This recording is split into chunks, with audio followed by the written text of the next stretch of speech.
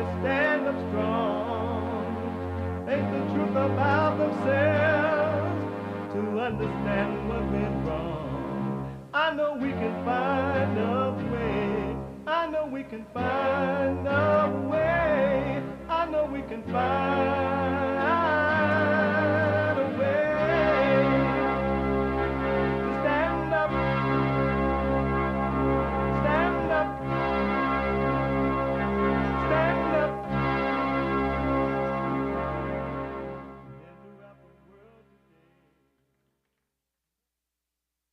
Uniting the races with truth instead of dividing them with lies.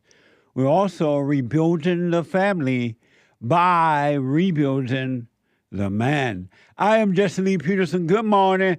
Welcome to the show. Hi, y'all. It's Tuesday again. Amazing, huh? You can get involved by calling 888-7753, 773-888-77-JESSE, Jesse, Jesse.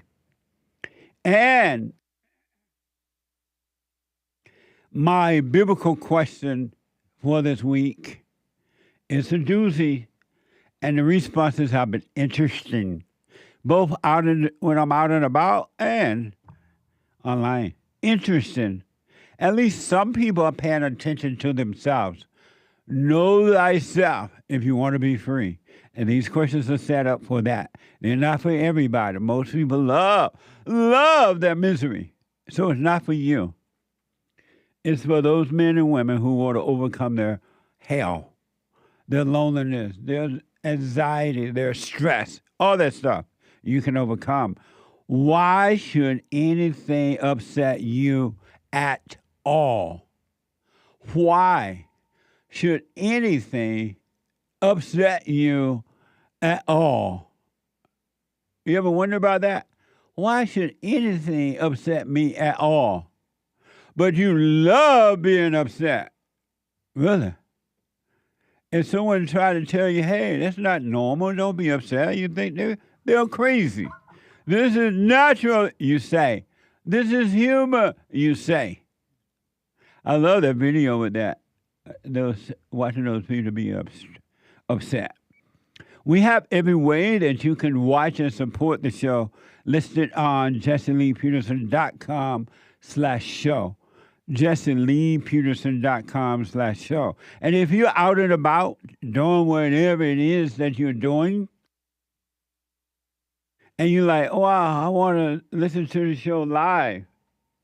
I want to watch it live, but I got to run. I got to go to work. I got to do this or that. You can be listening to the show anyway. You can podcast, but you can be listening anyway by going to the listen line on TalkStream Live at 605-615-4131. That's 605-615-4131. And to donate and have your comments read out loud, we're going to get to we're going to finish up on the super chats that we did not finish on yesterday. To donate and have your comments read out loud, go to Buy Me a Coffee. BuyMeACoffee.com/JLP Talk. Buy me a coffee. What the? At buymeacoffee.com/JLP Talk or Bond JLP Cash App. Bond JLP Cash App. It's Tuesday.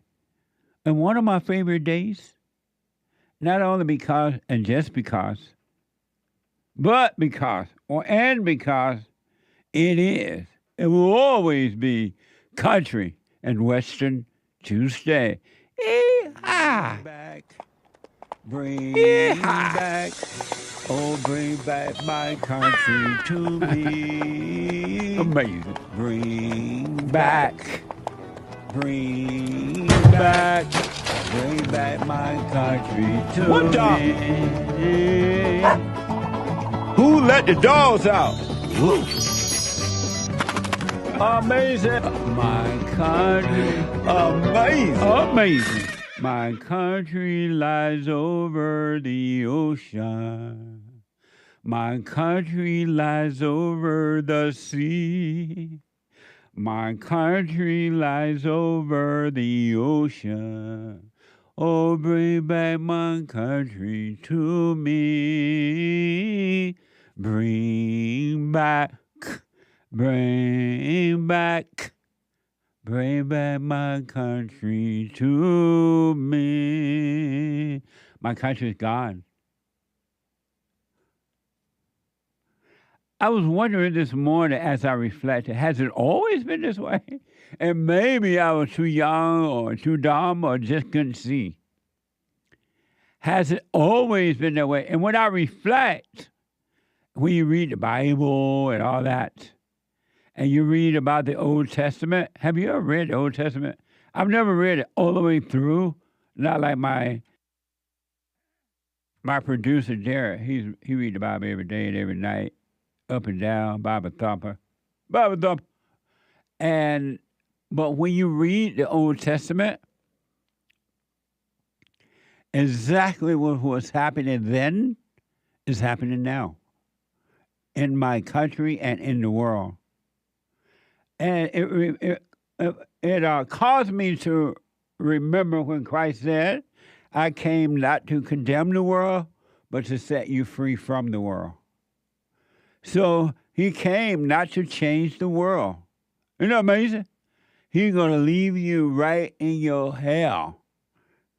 But he came to free those who want to overcome the world. He made it possible that you can overcome it. You can live in it, but not be of it. He didn't come to change. It's crazy, too. It's interesting. We think that Christ came and everything should be better out in the world, and it's just not true. There's still no love. There are still people playing God, judging, imagining that they know God, loving their misery. Do you know that people just love their misery? They love their thrills. They love their emotions, and they protect those emotions. And if you mess with those emotions, you become the enemy. Christ came not to change the world, but to set you free from it. And it's interesting that you can live in this world and it be like all crazy around you. And that's why I want to warn you, at some point, you got to let the world go right to hell. Let the people in the world go straight to hell. And there's nothing you should do about it, care about it, or be concerned. You should not be concerned about the world at all. Let people live and be the way they want to be in their world. Lay your weapon down. What you protesting for because somebody want to do what they want to do? As long as they don't hurt you. As long as they're not hurting you, you let them be whatever they want to be. And you don't have a right to stop them from being that way. Your parents, your father, your mother, your children, your husband, your wife, your boyfriend, girlfriend, your friend, yourself. Let's think about how stupid you are being upset, carrying a picket sign because somebody want to kill their children in their own womb. That's between the father and the mother. Why do you care? Let the world go to hell.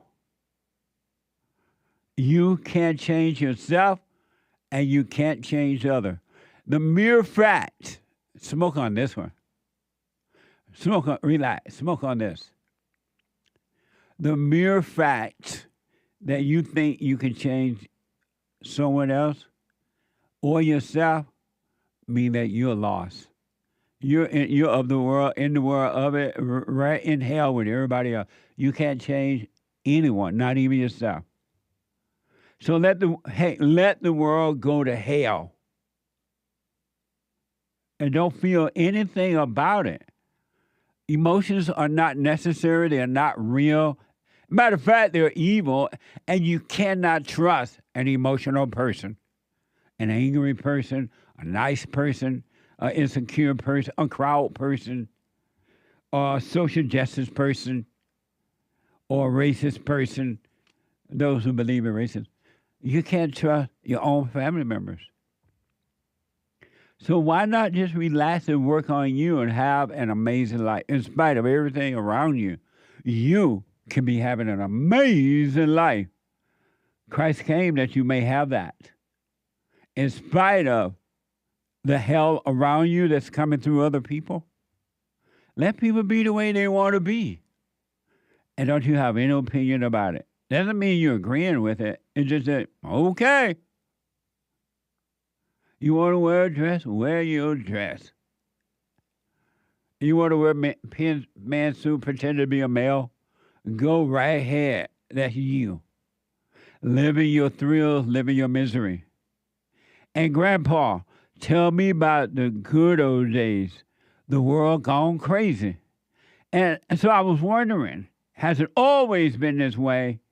Or because of social media and everything, it's just being, it's always been this way, but it's just we see it more now because of social media, and everybody love videotaping their thrills.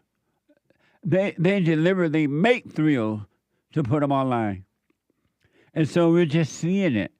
It's always been that way, but in the good old days, in the Old Testament, they didn't have Google. They didn't have YouTube. They didn't have Instagram or Rumble or Cozy or X. So you didn't see it, but it's always been there. It's like you know that the people around you are evil, and there are signs, but you don't see them. You see the signs, but you ignore the sign, and it'll always be there to show you. The signs are always there. Even in your own life, you know you need to change. You know something's wrong because there are always signs, but you ignore the signs. And so I think social media and all those people, Rumble and everybody, the people put their stuff out there, so you see the wickedness, and you're reminded of it all the time.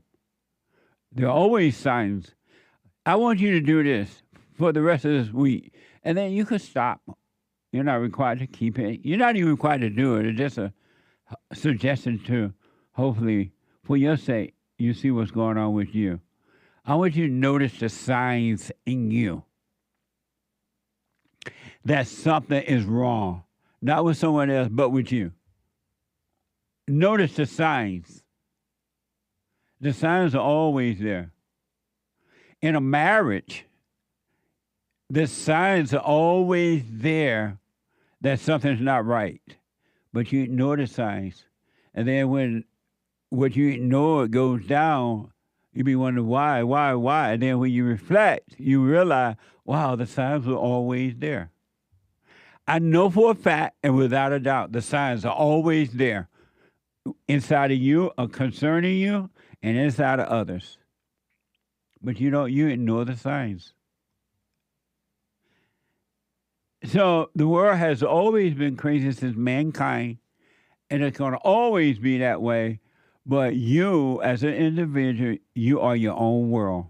You decide, am I going to live in perfect peace, or am I going to live in hell? It's up to you, men and women. And it's bad out there, folks. Just look at social media.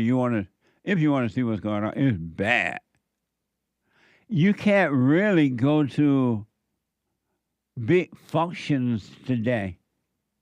There was this woman performing in another country. I forgot her name. She like, I want your body, I want your blood, I want your blood, do you want me? What's her name? Is that Lady Gaga? Yeah, Lady Gaga. I want nice impression. I want your sweat. I want your body. That's pretty good. So she performed somewhere overseas to thousands of people, according to the report.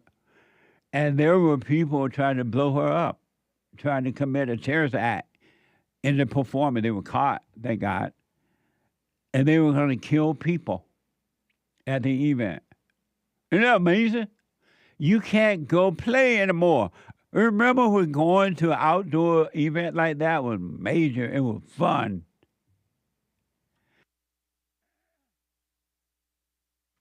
And someone was planning a terrorist attack, according to the report. And according to CNN, she performed to over 2 million people. And someone wanted to commit a terrorist attack. And none of those people have ever done anything to them, but they wanted to kill them, according to the report. It was a free concert, so I guess that's why so many people showed up. It was free. But the point is, it's a mean, nasty world out there inside of human beings. Amazing, huh? You can't go anywhere now. There was an event at a park somewhere. And according to a report, some people end up shooting one another. People were killed in the hospital.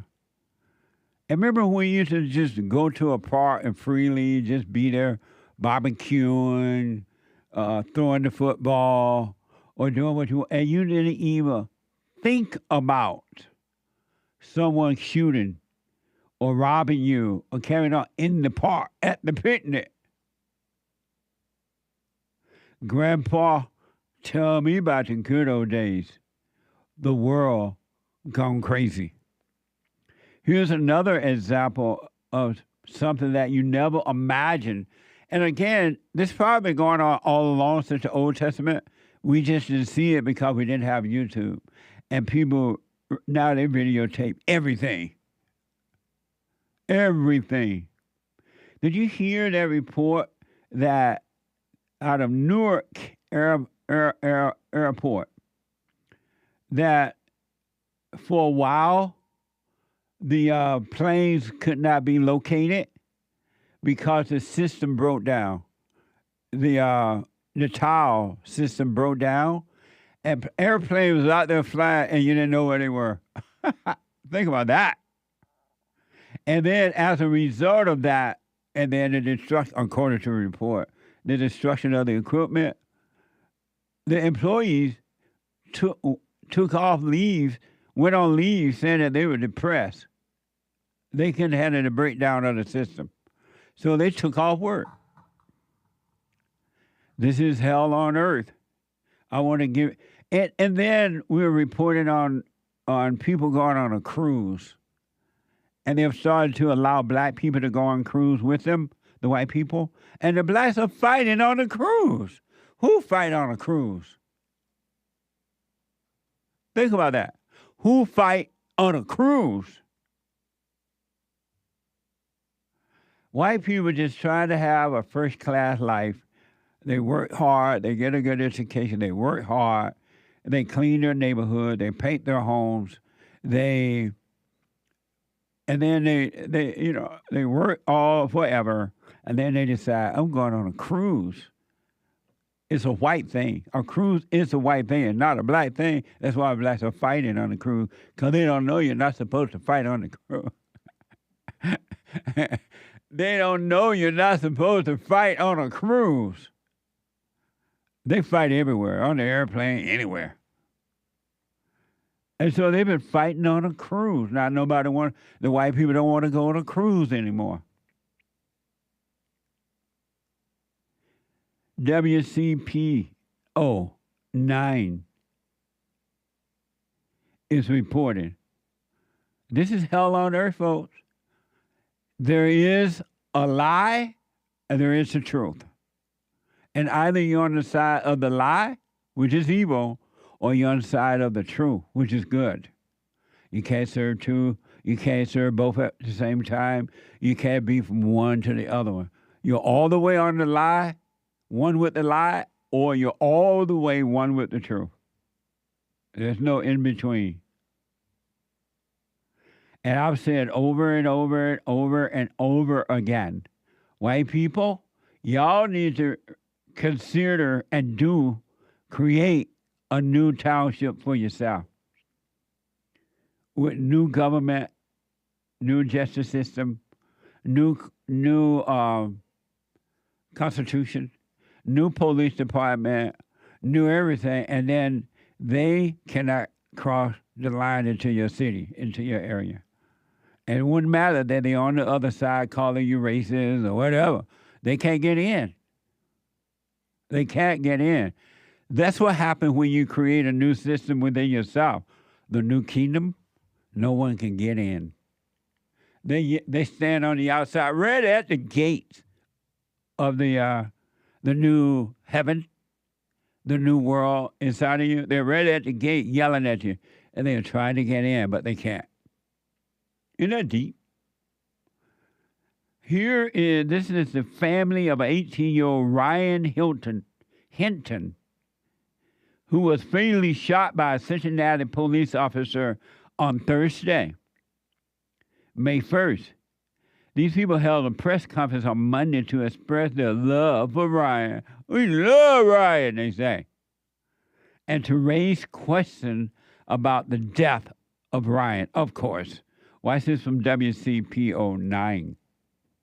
Craig, Tanya, a very emotional news conference wrapping up. You had family members multiple times breaking down into tears. It's obvious that this is still very fresh and very painful for them. We heard from attorneys representing the estate of Ryan Hinton, along with his own family, grandfather, grandmother, little sister, cousin. They wanted to share more about how they are remembering Hinton after his death. But the press conference began with attorneys offering condolences to the family of retired Hamilton County Sheriff's Deputy Larry Henderson. They'd consider his death another tragic loss. Family called the media here to speak on the life of Ryan Hinton, but also to raise questions after reviewing body camera footage from his death. Their main question is this: was the officer justified in using deadly force? As I seen in the video about my grandson, I seen two scared people. I seen the officer scared, and I seen my grandson scared. So it's an unfortunate incident that happened. So that's all I seen. It was like, I didn't see the police there trying to kill. No. What I seen was two persons made a mistake. My grandson made a mistake being there, and the officer, he was trying to get back to his family too. Amazing. Those are just thrills. None of that is real. According to report, and if it's true, the boy had a gun. And when you take a gun and you run from the police, you're not trying to play. And believe me, they knew Ryan before this happened. They already knew. Boy, you better stop being so bad out there. You already know the people in your family who are headed for trouble. And the fake tears and the fake holding the face sad to look sad is all the thrill. Really, it's all the thrill. It's all the thrill. That is an example of hell on earth. I don't know what happened. I wasn't there. But I know this ain't real. This is hell on earth. Emotions are evil. And anyone who loves their emotions and thinking that is them, you better watch out. Really, you better watch out. You better watch out. You better not cry. You better not cry, 'cause I'm telling you why. Santa Claus is coming to town. It's all for the thrill of it. It's all for the thrill of it. Christmas in July.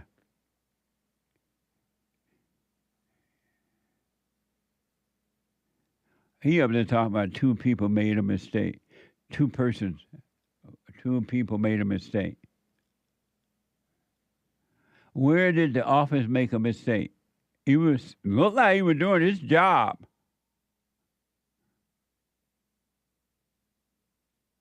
This is hell on earth. The family says Hinton shouldn't have been in a stolen car with a gun because he was locked out of the house the night before. Watch this. We're also learning more new information tonight. Hinton's family says he attended Don High School before it shut down. He was not in school at the time of his death. Family and attorneys didn't dispute otherwise that Hinton was sitting in a stolen car or had a gun on him at the time of the incident. His cousin says, however, he should not have been in that stolen car because he was locked out of the house the night before. And I was asleep. Ryan, I'm so sorry. This was never supposed to happen to you. Ever. I'm so sorry, Ryan. I'm so sorry, Ryan. Just know he wasn't supposed to be there. We had our love, we had our fight, and I'm sorry. When they're crying, they're lying. I'm sorry, Ryan. You ended up in a stolen car with a gun, and you ran from the police, according to the report. I'm so sorry, Ryan. We had our love, we had our time. Now I'm sorry. Yes, I'm sorry. What a mess. When they're crying, they're lying. The boy in a stolen car with a gun. That speaks volumes by itself. A stolen car. Not a borrowed car. Not grandma and granddaddy car. But a stolen car. And I'm sorry. I don't know. I'm just asking, it's a question. Are these people going to be trying to sue the police department? Follow the money trail. There is too many tears going on there for money not coming behind it. Those tears are not cheap. I'm just saying, I haven't heard that they're trying to sue. I don't know if they're trying to do it at all. But those tears are not cheap tears. It's like when a woman go to court and she want to sue her husband or sue some guy for whatever reason. I mean, the tears are just big, bubble up, snot, wash your face tears. And the bigger the tears, the more money they ask for, the bigger the check. This is hell on earth. Human beings are evil. Christ said, and I repeat, and it's so true, you cannot trust an angry person. An angry person is a murderer. This is the Old Testament, alive and well, and still operating in the world. When you enter into the new one, there's another kingdom within you, another life, another world, another reality, and it's pure. And in that world, there are no troubles. When I come back, I have one more video of this situation, a video of an 18-year-old father walking past 30 police officers in the courtroom with a menacing look on his face. Back in a moment.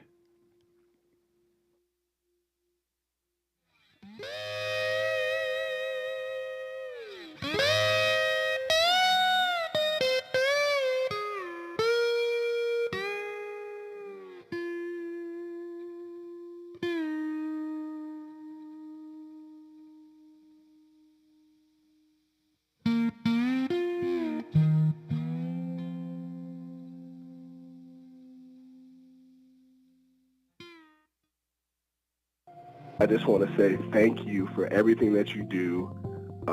You've absolutely changed my life for the positive, and I just want to thank you. I was 29-year-old beta, living at home with my mom, and just was living in fear and in doubt, and I couldn't hold down a job, and then I found you, and I started listening, and I started just being more at peace, and I forgave my mom, and I forgave my father, and it's like right after that, everything just changed in my life, and I was able to get a good job, and I moved out, and I live on my own now, and everything has just changed, and I just want to say thank you, and I appreciate you for spreading that message. It really is a positive message. Amazing. That's good, man. I want people to know God love us in ways that there are no words to express, because you have nothing to compare it to, right? Stay with the silent prayer. You haven't seen anything yet. It gets better.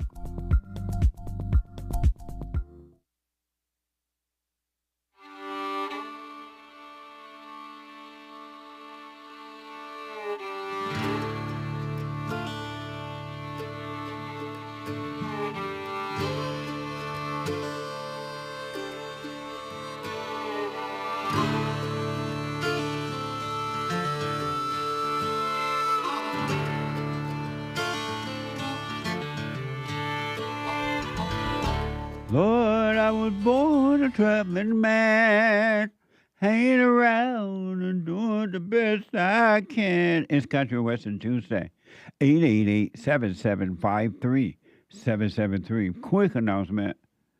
Mother's Day is coming up Sunday. Happy Mother's Day. We have a special on cameos. And I'm getting tons of people, hey, do a shout out to my mama. I'm doing them every day, all day. Personal shout out on Cameo, cameo.com/Jesse Lee Peterson. Birthday shout out, Happy Mama Day shout out, Encouragement Day shout out. Congratulations. A lot of people getting married. I'm doing shout outs. Graduating, college and high school. Whatever your shout out need is, go to Cameo. cameo.com/Jesse Lee Peters. We have a special going on now because of Mother's Day. All right, Mother's Day special. The one last thing, I want you to check out Punchie TV. And they played a brand new episode of Punchie on Monday. It was amazing, really. Pearl was there. Hey, Pearl was there, and she had a very interesting talk with the experts of the Jesse Lee Peterson Show. Watch this. Pearl Davis in the building. Guys have so much to lose. I don't know why they don't do background checks. We talk about this sometimes about prenups. Like, I'm against the prenups, but typically everybody else is for the prenups. To say that there's no exceptions is to say that everyone's cooked. You guys fall for everything. They're like a good-looking little family, though. She's a decent person right now. Do you think women are happy like this? They're super happy. I don't really see a difference between traditional, like, conservative women and porn star women. They divorce just the same. What's wrong with the men that the men cannot recognize they're being played? I'm not trying to come at you, but you see the market. Why don't you want a prenup? You're cooked. It was amazing. Check it out. Punchie.tv. Punchie TV. We have merch there and all that amazing stuff. Go to JesseLeePeterson.shop. All right. Punchie coffee and everything. I wonder if Joel. Now, I don't know. Joel may be rich already. I think he might. I think he might already be rich. Truckloads of money. But I wonder if Joel was rich and he got married, would he do a prenuptial then? I'm just wondering, because it just ain't the way it used to be. Grandpa would tell me about the good old days. So I just wonder, knowing Joel, he might not. But if you got the money, you got the houses, you got the cars, you got the dogs, you may do a prenuptial. He's saying no prenuptial ever, even if you're rich already. Joel? Well, no prenuptial ever. Okay. I just wonder, especially with this society being the way it is. I want, it's a slap in the face to wifey to do a prenuptial. Okay. No, it's a slap in the face, he said, to the wife to do a prenuptial. I want to quickly show you this, and then I'm going to your calls and your super chats. This hell on earth situation. So you saw where in Ohio, Cincinnati, Ohio, the police, according to the report, shot Ryan, who they say was in a stolen car and had a gun, and he ran. So he ended up dead. I showed you the family holding a press conference, pretending to be agreeing with the police and understanding Ryan that they both were scared. I bet they were. The family asked, so what happened according to the report? After the incident where the boy was killed, they had the stolen car and the gun, according to the report. I think this is the same story where the father went and ran over police and killed him. Am I right? This is the same story. Allegedly, the father went and ran over police and killed him. And this police had nothing to do with the incident, was retired, I believe, but was at another incident or event. And the father, according to the report, ran and killed ran over the police with a car. I don't know if he killed him or not. And the family asked the public not to judge hastily. The officer died? I'm told that he died. That the one that was ran over? So is the father in jail? Oh, okay, the father in jail now. The family asked the public not to judge hastily and avoid questions about Hinton's father. Watch this from WCPO9. Like we said, a very, very emotional press conference that wrapped up about an hour ago. The family is asking the public not to rush to judgment. Their attorneys are reviewing every report and angle of the incident they can get their hands on. At that point, attorneys say they will announce what, if any, steps they will take. We also asked about Ryan's father, Rodney Hinton Jr. Family did not want to take many questions regarding him, though we can tell you he faces aggravated murder charges, and he will be back in court tomorrow for a bond hearing. He's currently in custody at the Claremont County Jail. Amazing. So the father, see, you love your emotions. Okay, whatever. The father took a car and went and ran over another police, according to the report, and killed him, and now he in jail. The son dead because he was accused of a stolen car and a gun and then running. Tell me this ain't hell on earth, living in human beings. Here's a video of the 18-year-old father, the 18 years old father walking past 30 police officers in the courtroom with a menacing look on his face. Watch this.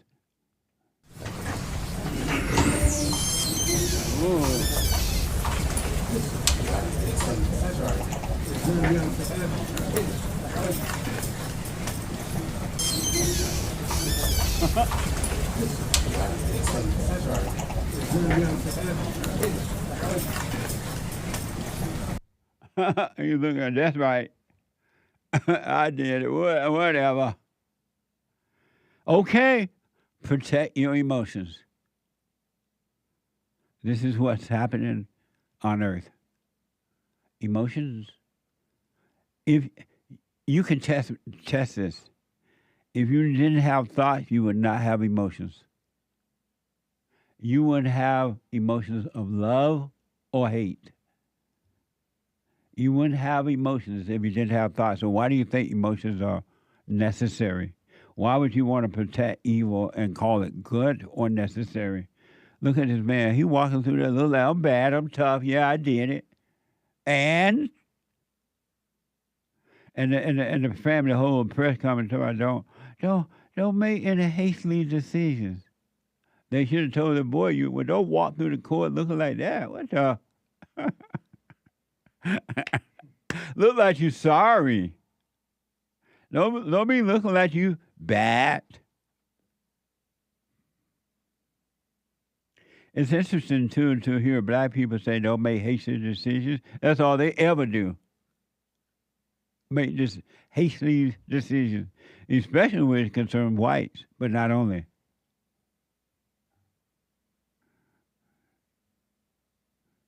What a mess. Grandpa, tell me about the good old days. 888-7753-773. Let me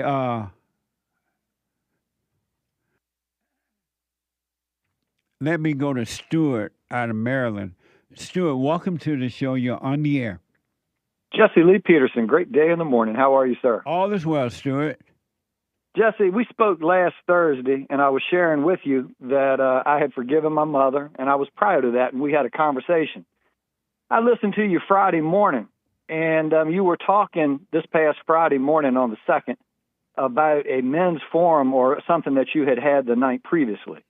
And you said it was really something, but the last thing you said was, forgive the world, for they cannot see. Right. And that struck me. It struck me so hard that I opened up my Bible and put it right here in the front, and I put JLP 5225. Well, that's the same numbers coming and going. I look for little things like that, like 5225, 5225. It's the same coming and going.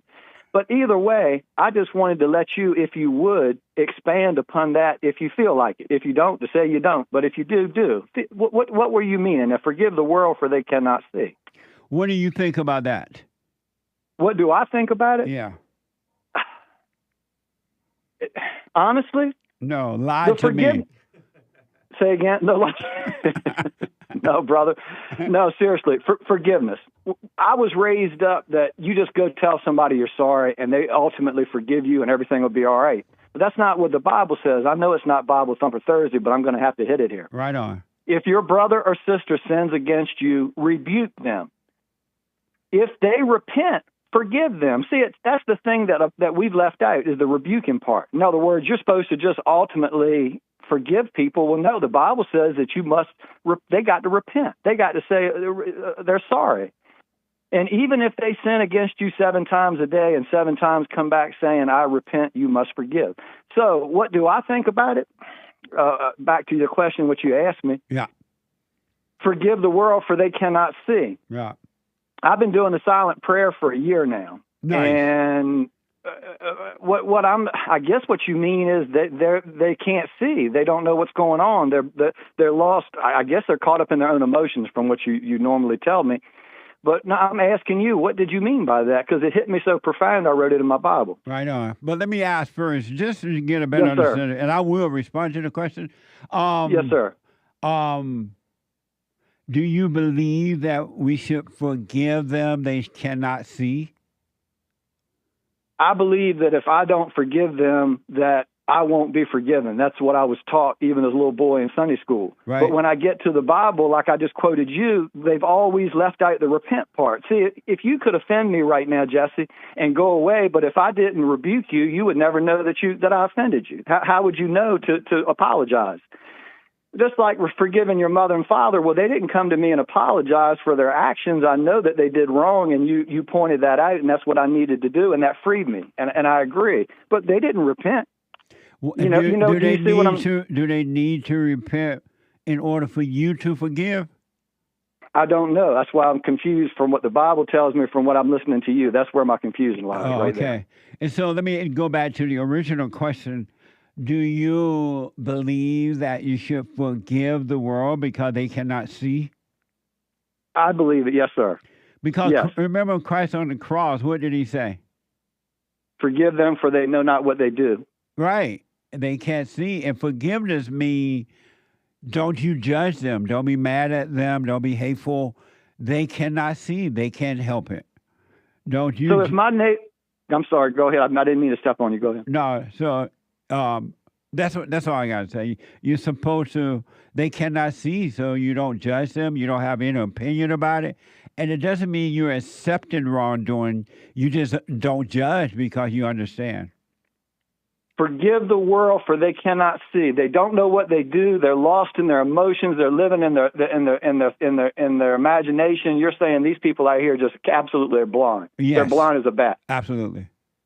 Absolutely blind. 100%. And don't care and love to be blind because you said they love to be living in their misery. Am I right? Most people love being in darkness. They love the darkness. They hate the light.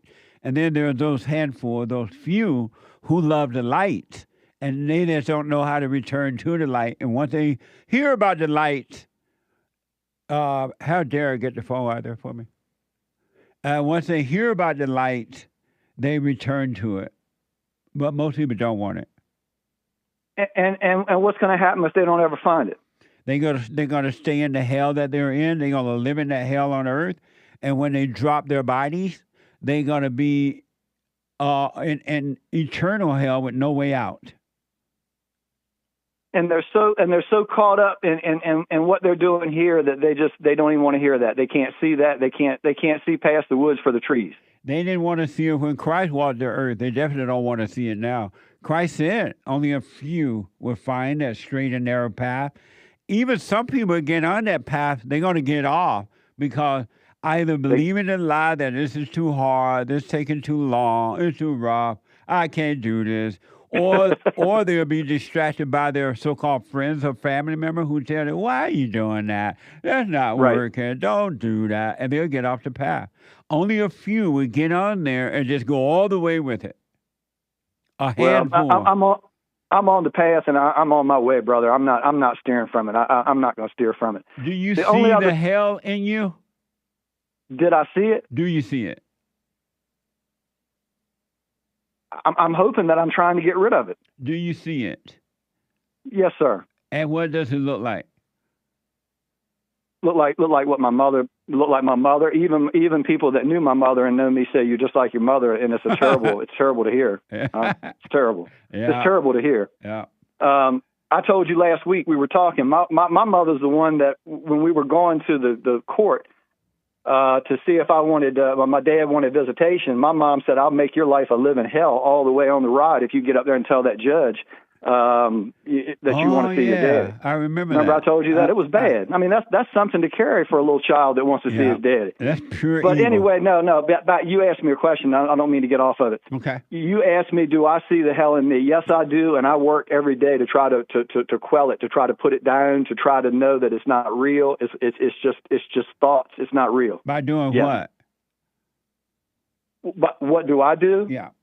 Remind myself as soon as it comes up that you can't go this route. This route hadn't worked for you for 58 years. You've been out here raising hell with your neighbors. You've raised hell with your boss man. You raised hell with the teachers at school. In other words, you know what I'm saying. I raised hell my whole life. Yeah.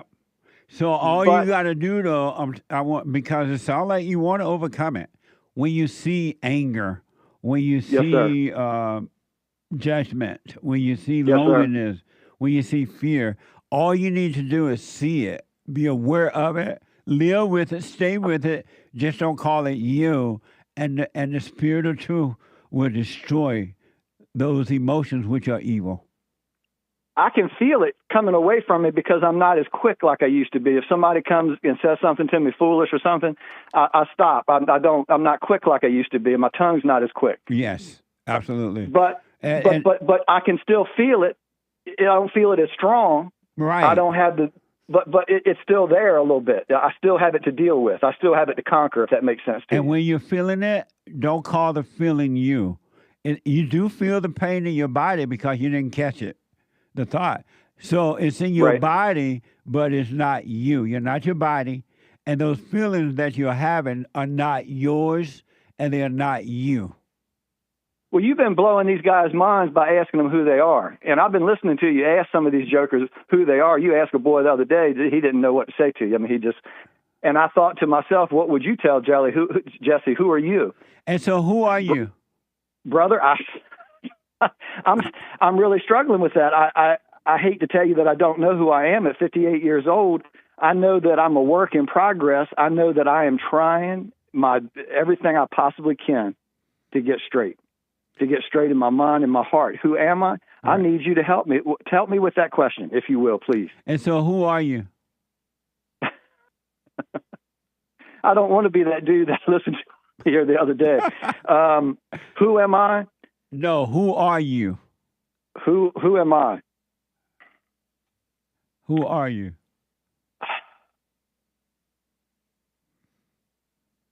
I'm one. We had a love. and I'm sorry. You're going to have to help me, brother. You're going to have to help me. I am totally at a loss. Help me, please. You're at a loss by what? By that question and the answer. Help me. And what was the question? Who are you? That was the question? No, I'm asking you. You asked me and I couldn't answer it. Can I ask you, who are you? No, you can't ask me. That's not how you find you. I don't know you. I'm going to have to say this to you. What? Who am I? I'm not sure yet because I'm still a work in progress. I'm still trying to, I've forgiven my father. I called my mother 2 weeks ago. I'm starting to experience what you told me would happen if I did these things. Yeah. I would have to say I'm a work in progress, but I know that's not the right answer. And why not just say you don't know? Because I felt like I was supposed to know the answer to your question. That's the ego. There goes the ego right there. Yeah, why do you feel that way? You're not supposed to know the answer if you don't know the answer. That's the ego. So you're saying a man's might not supposed to know who he is. No, I'm saying that you don't know who you are. Not one person on earth? No. Well, no. Now there are people who think they know who they are, but that's not who they are. They just think that they know it. But no, there are one or two people on earth who do know who they are, but it's rare, and you can count them on one hand in the whole wide world. So then we go right back in full circle, and I believe in circles. So the first thing I ask you was forgive the world for they cannot see, and there's a perfect example why. Am I right? Absolutely. Because they don't even know who they are. They have no idea. Oh, you've blown my mind today. You totally took my mind and you've blown my mind today. You really have. Didn't I blow your mind this time? Didn't I? You totally blew my mind. I don't even know what to say, Jesse. I mean, you really have blown my mind. I will say this, though. Here's something else in the Bible. It says, my dear brothers and sisters, take note of this. Everyone should be quick to listen, slow to speak, and slow to become angry. Absolutely. Slow to become angry. Because human anger does not produce the righteousness that God desires. Therefore, get rid of all moral filth and the evil that is so prevalent, and humbly accepted the word that's planted in you, which can save you. Now, you've said over and over, we've all got it in us. It's planted in you. It's in you. The kingdom of heaven is in you. Yes. You get rid of that ego to find it. Is that right? 100%. Let me ask. Yes, sir. Do you know God?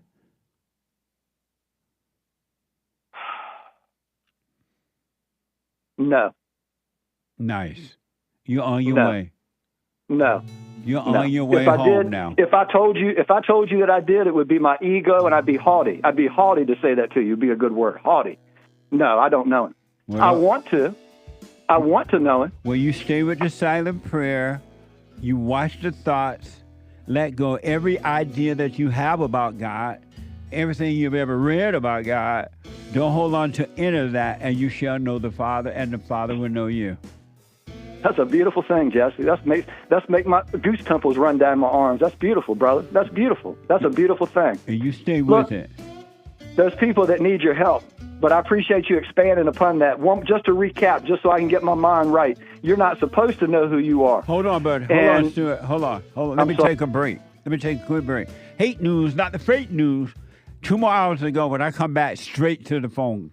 Check out Punchie's coffee. I have my own coffee now. Punchie coffee is good. Every bag is roasted to order. Freshest flavor. Top quality. Specialty grade beans. Good. Every dime goes back to Bar, my nonprofit. And we are rebuilding the family by rebuilding the man. So when you're drinking coffee and enjoying it, just know you're helping somebody. Amazing coffee. Punchie has his own coffee now. What the? And it's so good. All the way from the plantation to my own coffee. Who would have thought? Did that coffee come from the plantation? Did I pick my own coffee? Check it out. Go to rebuildingtheman.com, rebuildingtheman.com/stores, and get Punchie's coffee.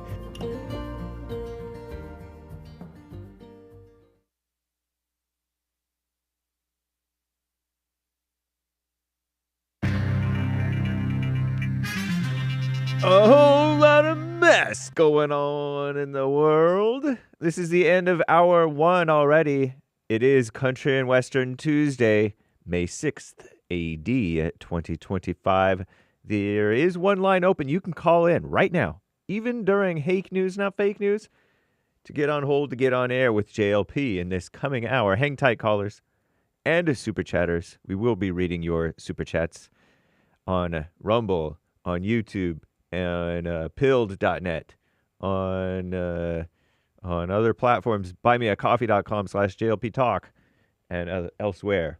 And Cash App, Bond to JLP Cash App. But it is Hake News, Not Fake News. Commie Nonsense Network, CNN reports the process of choosing a successor to the late Pope Francis begins tomorrow, Wednesday, they say, to maintain absolute secrecy. The Vatican, that's the government there of the Catholic Church, I guess, plans to confiscate all electronic devices, turn them in, put them in the basket, and from the 133 participating cardinals, and deactivate all mobile phone signals for the duration of the conclave. Signal jammers will also be set up around the Sistine Chapel to prevent electronic surveillance or communication. Wow, what a mess, huh? Acting like they're all important. And generals getting fired. Oh, yeah, that's nice. Meanwhile, here in America, right? Secretary of Defense Pete Hegseth, based Pete Hegseth. I use the term perhaps a little loosely, but hey, he has ordered a significant cuts to the highest ranks, high on pot, of the U.S. military, according to a memo he signed on Monday yesterday that was obtained by Commie Nonsense Network, CNN. Senior Pentagon leadership must reduce the number of 4-star generals, scum of the earth, and admirals by at least 20%. Shout out to the 4-star generals, perhaps. You know, some of them might be okay, somewhat. The number of, by at least 20%, by the way, admirals and generals. The number of general officers in the National Guard must be cut by 20%, and the number of general and flag officers across the military cut by 10%. These removals are in addition to the firing of the chairman of the Joint Chiefs of Staff and Navy Chief back in February, if you remember. I hardly remember. Hegseth, an Army National Guard veteran and a former Fox News host. Oh, yeah. He has previously railed against senior officers in the military who are a bunch of phony politicians, I'm saying. But he said that they were playing by all the wrong rules, which is another way of saying a bunch of phony politicians, to cater to the ideologues in Washington, D.C., the swamp itself. Quote, and so they'll do any social justice, gender, climate, extremism crap. His words, not mine. Don't say that word too much, kids. Because it gets them checked to the next level. So said Pete Hegseth in a podcast interview, and he's right about that. We all know it. And Israel launched airstrikes in Yemen. That's where my friend Omar is from. Yemen. He was my guest last week on the Hake Report. Omar, third rail. Israel launched airstrikes in Yemen last night, one day after a Houthi attack. Houthi rebels are in Yemen, right? They're terrorizing, stuff. Attack on Tel Aviv over the weekend. The rebel group fired a ballistic missile into the vicinity of Ben Gurion Airport on Sunday in rejection of Israel's crime of genocide. They like to throw around that word, right? All the liberals love to throw around genocide, genocide, genocide. But don't say genocide about the whites. Anyway, despite numerous attempts, the Israeli military was unable to intercept that missile. Wow.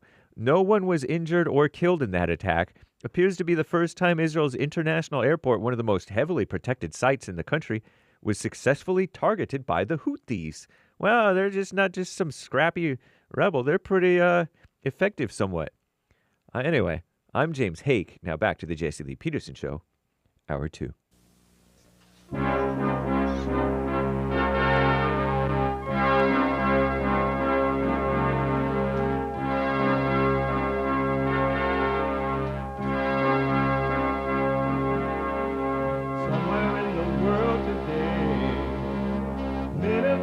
stand up strong.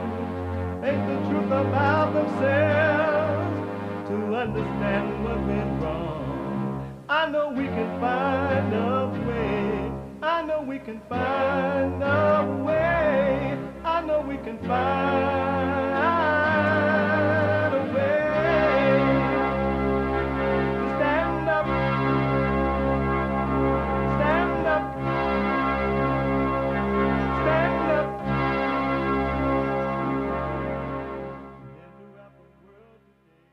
Uniting the races with truth instead of dividing them with lies.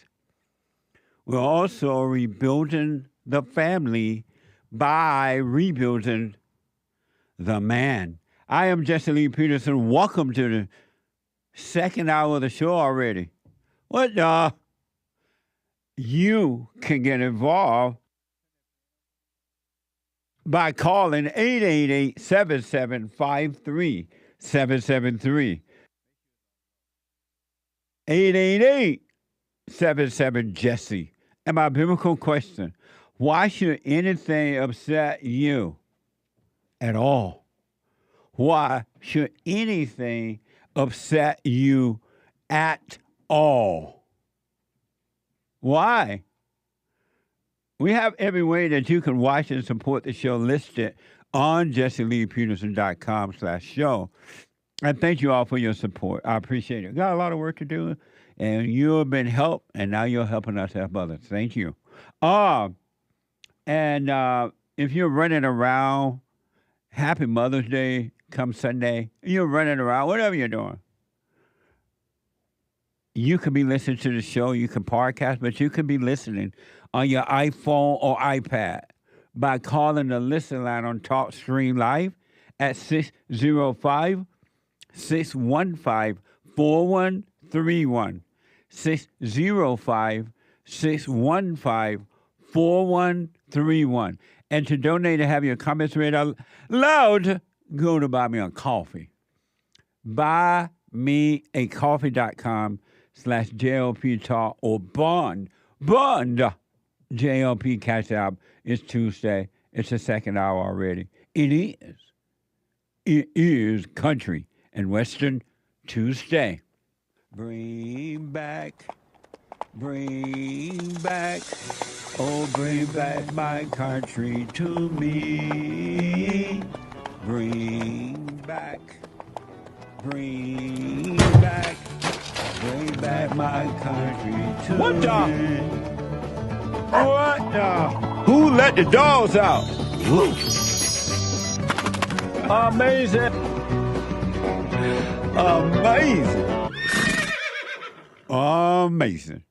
I want to go back to Stuart out of Maryland. I put him on hold because we ran out of time. Stuart, thank you for holding. Go ahead.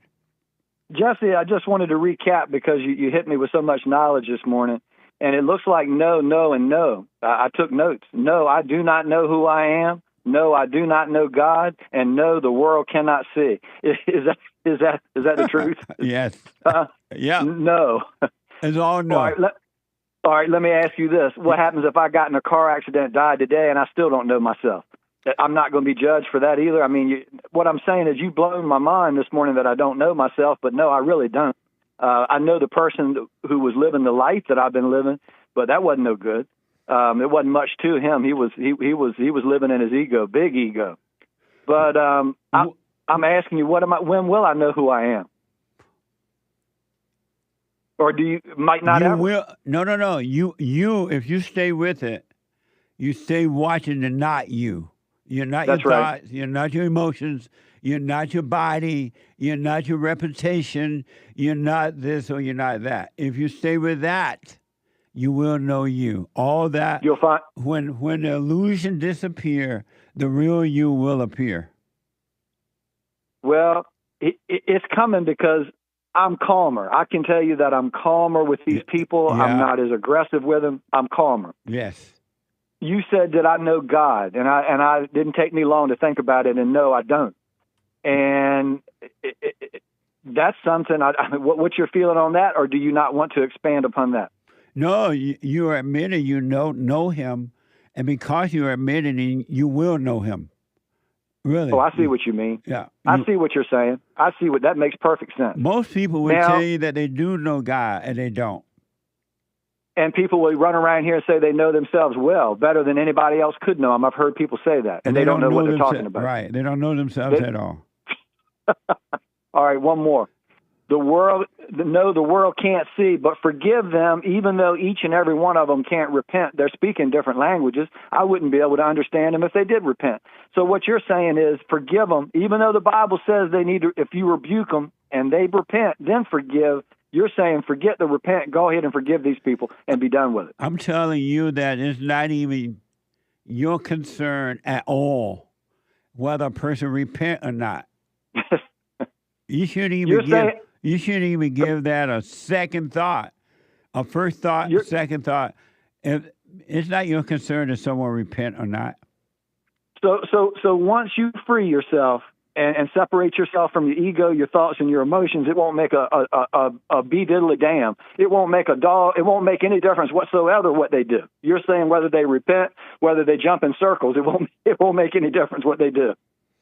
When you right, it shouldn't make a difference even now, but once your ego starts to fade away, and it will, you're going to realize it doesn't matter what other people do or think, how they act. That's their hell. God doesn't bother about people being in their hell. He leaves them there. Even when they're pretending they're in heaven, he leaves them in hell. Likewise, you should be the same way about it. I hear you. Well, look, go help somebody else, brother. Thank you for taking the time with me this morning. I enjoy talking to you as always, enjoy listening to you, and it's really something. You're freeing people's mind, brother. You really are. You really and truly are. Let me ask this before you run. What would happen if you drop all your moralities, your values, and just live? What would happen to you? If you had no values, no morality, no nothing. My nerves would be just as cool as the center of a cucumber, and I wouldn't have no worries. It would be a beautiful thing. That's what I'm trying to work towards. So why don't you drop all your moral values? I'm working on it, Justin. Right on. I'm telling you, brother, all I can tell you is I'm working on it. And I've tried to tell people about the silent prayer. I've even tried to get my wife to do it, but she said that's not for me.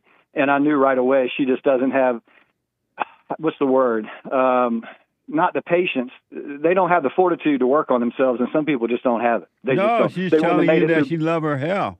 And leave. Well, she said, no, that's not for me. I love my hell. Leave me in hell. That's hard to do when you care about somebody. No, it's not. It's hard to do because you don't care. If you loved your wife, you would leave her in her hell and she doesn't want to come out. Well, God loves you, right? You believe God. At least you believe God loves you, right? Oh, there's no question in my mind. There's no question. And did he leave you in your hell until you're ready to come out? Yes. So how you have a greater love for your wife than God has for your wife? I see what I don't. I can't. I'm not capable of it. So why do you care at all that she doesn't want to come out of her hell? The truth is probably don't. If you want to know the truth about it. You want her to come out not for her, but for you, so you'll feel better. You're exactly right. And there's the ego again. Yeah. There's the ego popping his head up again. Yeah. That's the ego. The real you don't care. Yes, it's all ego. Oh, I love her. That's right. I'm a Christian. You're right. I want her to come out of her hell. That's not for her. That's for you. Well, I did turn her from voting for Barack Obama. That was a chore. I figured I could turn her towards God if I could keep her from voting Democrat. But, I'm serious. What'd you say? You can't turn her toward God at all. Well, I turned her away from the Democratic Party. I figured I had power on her, but I guess I haven't been able to do this yet. Does she obey you? Does she obey? I will say this. She obeys me as long as I'm watching. As long as I'm on top of it. So does she obey you? I would say 95% of the time. Does she obey you? 95% of the time. She's liable to slip up 5% of the time. Does she obey you? Not all the time, no. Does she obey you? Jesse, I told you 95% of the time. It's not 100%. Is 95% obeying or 100% would be obeying? I would rather 100% would be obeying, but I would rather have a woman that would. Go ahead. If it's just 95%, she's not obeying. She's doing what you want to do, pretending she's doing what you want her to do. Yeah, but wouldn't you rather have one obeying 95% of the time than 95% of the time not obeying? No. Which one would you rather? I want 100. I want 100 too, and I'm working on that. 99.5 won't do. You got to do 100. Well, I tell you what, Adam. Do you think God wants you to obey Him 99% or 100%? No, I hear you, Jesse. You're right. No, that was a question. No. What does He want me to do? Obey Him 100% of the time. So why would you want less for your wife? I don't want less, but so why are you accepting 99% there? Probably because of my love for her. I've allowed her to have that. If you understand what I'm saying. If you love her, you wouldn't allow her to have that. I hear you, brother. She's Sicilian with a quick temper. She go from 0 to 200 miles an hour in 2 seconds. That's why you accept 99%, because you want a little peace. And that's right. And then turn around and ask you what's wrong a half hour later. Yeah. You know, what's wrong with you? Well, you forgot what we just went through. I mean, that's the way she is. She take off and roll. Yeah. But that's not why I called you. You have children with her? No. Don't I have accepted any. her. No, sir. But I accepted hers. I mean, I've been around her children for 18 years. I mean, how many she has? She had 4 kids with her first husband. I've been with her longer than. She had 4 kids with her first husband. Why you marry a woman with 4 children? That's a good question. At the time, I thought everything was right. Why did you? How would you say a married woman with 4 children would be right for you? I wasn't in the same place 18 years ago that I am today. My mind wasn't as mature. I don't know. Is she older than you? 5 years. What?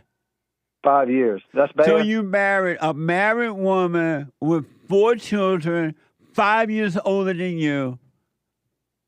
18 years ago. That's insane. You think so? No, that's delusional. Tell me why. You should be married a woman with 5 children and older than you. She's your mama. Number one, you're another child. She has 5 children. You're this 5th one. Number 2, she become a mama to you. That's why she doesn't respect you. You can't tell her what to do. She is the mama, you're the boy. Mm-hmm. And she's already damaged material. She already hate the man that she left. You're right about that. But you know what? We can all sit down and break bread. Huh? It's like buying a used car. It's nothing but problems. Well, she has helped me when I've been down. I can't say it's not been nothing but problems. I can't She say helped you that. financially? No. I'm talking about when I was sick. No. Oh, she took care of you like a nurse? Basically, when they would have done that for you at the hospital. Say again? They would have done that for you at the hospital. You didn't need to marry the nurse. Jesse Lee. Well, I can't deny what you're saying. I mean, what you're saying is the truth, but that's amazing. You're married to a woman that's 5 years older than you, been married before, and have 4 children, and you have none. No, and I never thought about the age. You think the age matters? 100%. 100%. How come, Jesse? Because a man can't lead women nowadays anyway. They definitely cannot lead a woman older than them. That's a mama-son relationship. Interesting. And now I got some more to think about. I called you talking about forgiving the world because they can't see. Now you got some more stuff for me to think about. That's amazing, man. Well, I guess I'm gonna have to call you next week, and we'll have to figure this one out. All right, but let me reflect on what you told me, and I'm gonna come back to you. Okay, absolutely. Jesse Lee, I love you. I appreciate it, brother. Love you too, buddy. Take care. All right, brother. Bye. Bye-bye. 888-7. What a mess! When you're blind, you just can't see what you're doing. Nobody, not one on earth. You need the light. It's like we had a visitor over the weekend, and he mentioned the sun.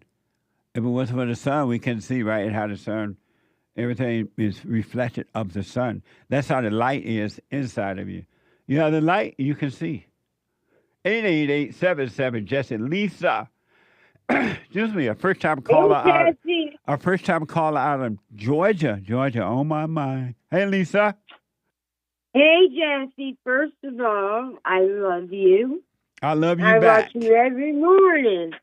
And you know what's wrong here, like that idiot that just got off the phone with you.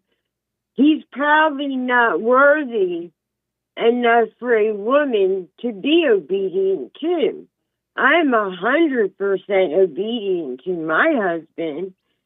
And that's because when I'm obedient to him, it falls in line to where he takes care of me.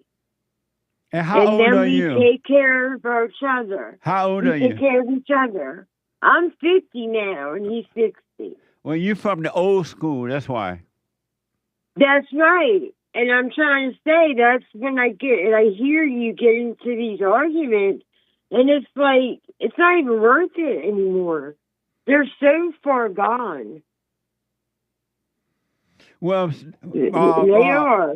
That caller, he is seeking, he wants to overcome. So he's not lost yet. Yeah. He's not gone because if I noticed that. Yeah, if he was I gone. heard him asking you questions. Right.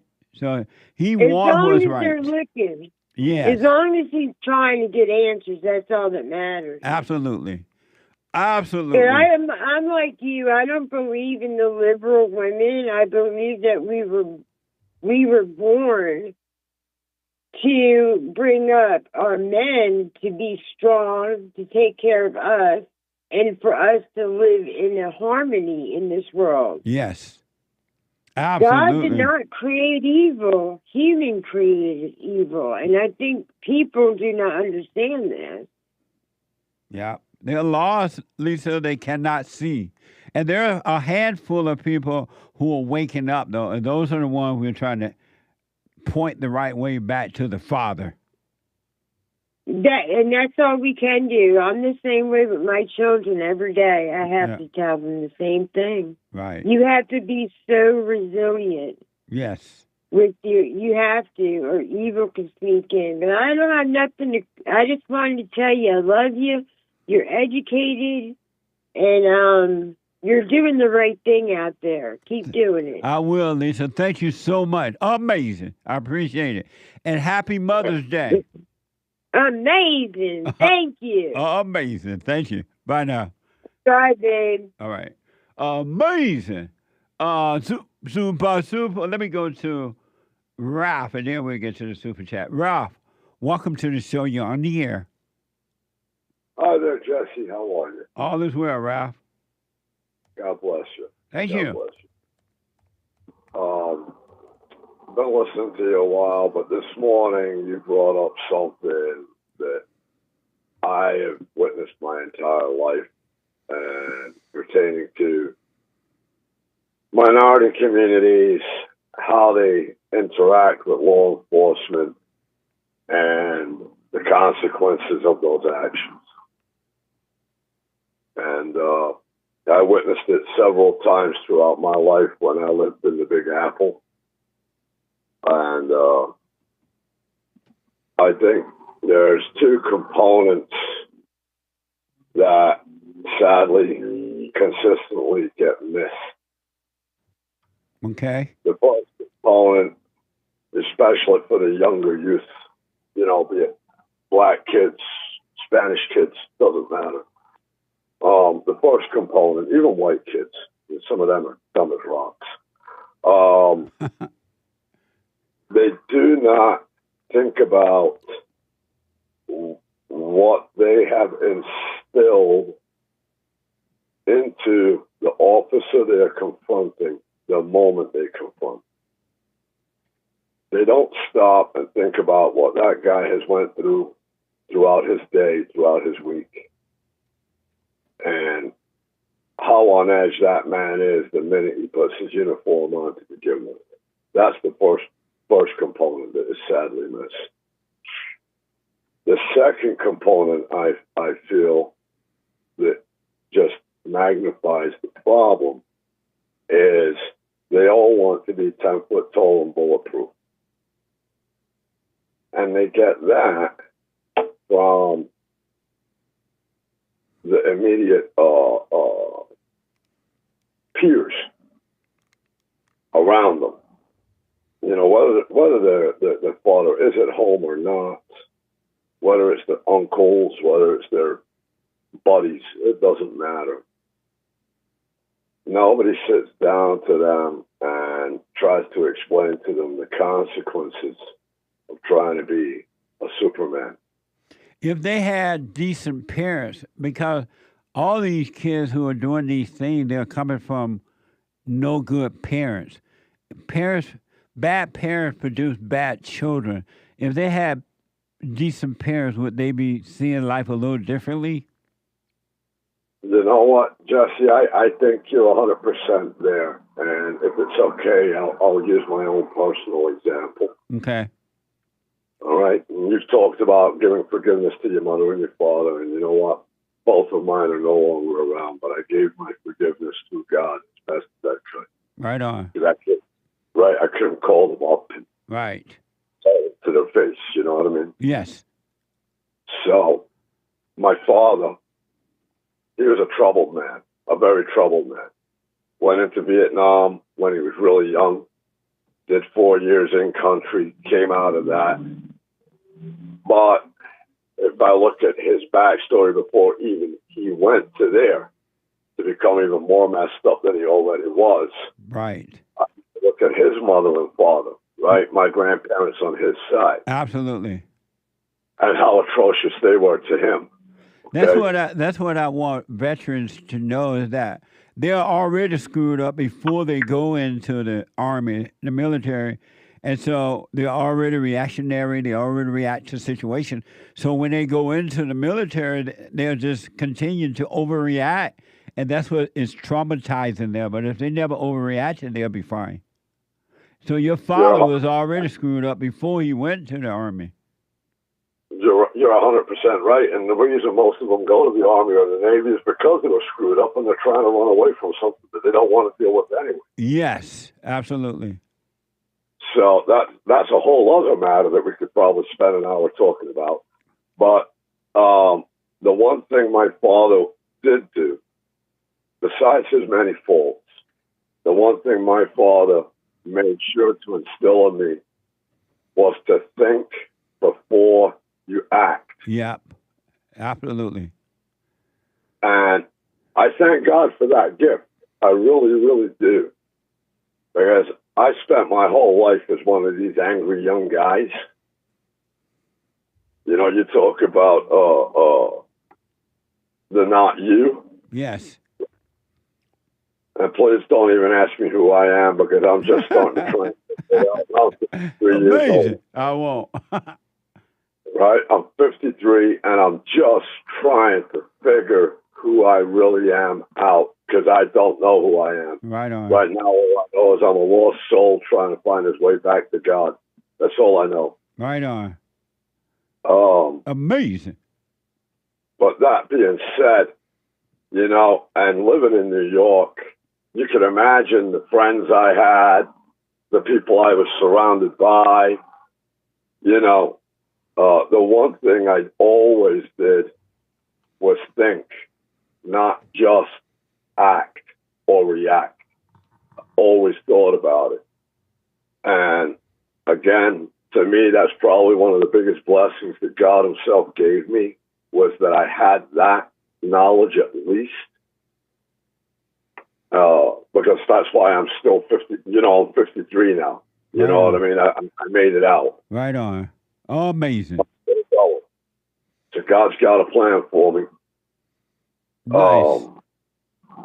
You know, but yeah, I think this is something that really needs to be, you talk about rebuilding the man. rebuilding the family by rebuilding the man. I think the number one responsibility, and it is a responsibility from any father to his child, is to impart to them the wisdom of slow down and think.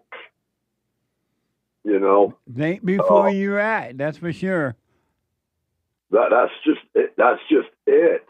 And these poor kids, they get so caught up in bad role models, and believing in stuff that's, you talk about illusions. Oh my goodness. Part of it can't even create the lies and deceptions that these kids are buying into. Yeah. Yeah. Amazing. I think it's just something that really needs to be addressed. Well, I appreciate that, Ralph. Because of time, I got to run, but I definitely appreciate that you're right about that. Well, thank you, Jesse, and I appreciate you, brother. Keep on giving out that great message that you're giving. I will, and thank you. Stay with us, stay with us, stay with it, all right?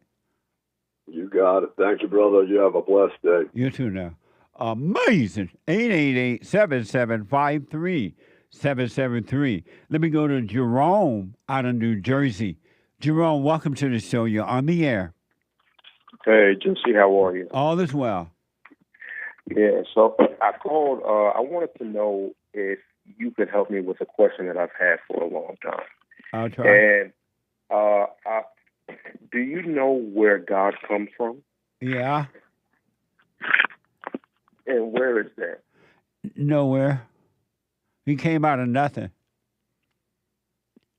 He came out of nothing, like he created himself out of nothing? Did somebody create him out of nothing? No one created him. He just came out of nothing. Okay. And is that, where did you get that from? In the Word. It says that in the Word? Yeah. Where does it say that? In the Bible. No, I meant what part? I don't know. But I know it's there. Do you know, James? Yeah, it's there, but I don't know where to tell you to find it. Look up Google. Yeah, I did. I've looked it on Google, actually, and it doesn't say anything about it. And that's why I'm like, where did you get that he came from? Nothing. Hey, where did God come from? Don't ask me. He came out of nowhere. But I'm saying, is that what... Have you ever read the Bible?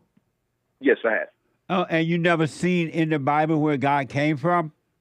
No, it doesn't list any notes of that, and that's what I'm saying. Right. Where are you getting that from? Or did you just make that up, or did you couldn't have read that because it doesn't say he came from nothing? It does, out of nowhere, God came. Well, it doesn't say that though. Right. So you just made that up? No. I read that somewhere. But I know I'm telling you that he come. Why is that important to you? Well, it's actually a question that I had since I've been about 6 or 7 years old. And no one has ever been able to answer it? The first time I asked it, it was to a usher in Sunday school, and I remember he got really mad, and he kicked me out, and I never asked it again. And no disrespect, Jesse, but it seems like you're kind of doing the same thing. No, I'm not mad. I told you he came out of nowhere. But that's not an answer. You just made that up and said just take it as fact. No, don't believe it. I'm not telling you to believe it. I'm just telling you where he came from. But you don't believe that. You need to see it for yourself, not because I said it. But I'm just telling you out of nowhere he came. But I'm just asking, where can I go to see that? You have to go within. I'm not sure if you're making a joke right now, Jesse. No, I'm not making a joke, but you have to go within. Do you believe in God? I don't know. No, I You don't. don't know No, I don't believe in him. Yeah, I thought I was going to get my question answered. I don't believe in him. I know him, but I don't believe in him. And I know that he came out of nowhere. I got to take a break. Hold on. Steve, back in a moment. How have have you been helped by the show? I'm going to tell you this. I believe you might go down in history as one of the greatest, if not the greatest, black man that ever lived on planet Earth, as far as I'm concerned. I don't know anybody before you that's been that great. You know, freeing the slaves is one thing, but you've been freeing people of their mind, which matters, it should be anyhow, to you more than anything else, because with the mind not being right, there ain't nothing else going to happen right anyway. If you can doubt every thought because you're not your thoughts, if you can doubt every thought, knowing that you're not your thoughts, you don't create them, they're not from God, that they're from the deceiver, the great deceiver, Satan. If you can doubt every thought, you can be free, just like that. At an instant. Bring every thought into captivity. It's so amazing.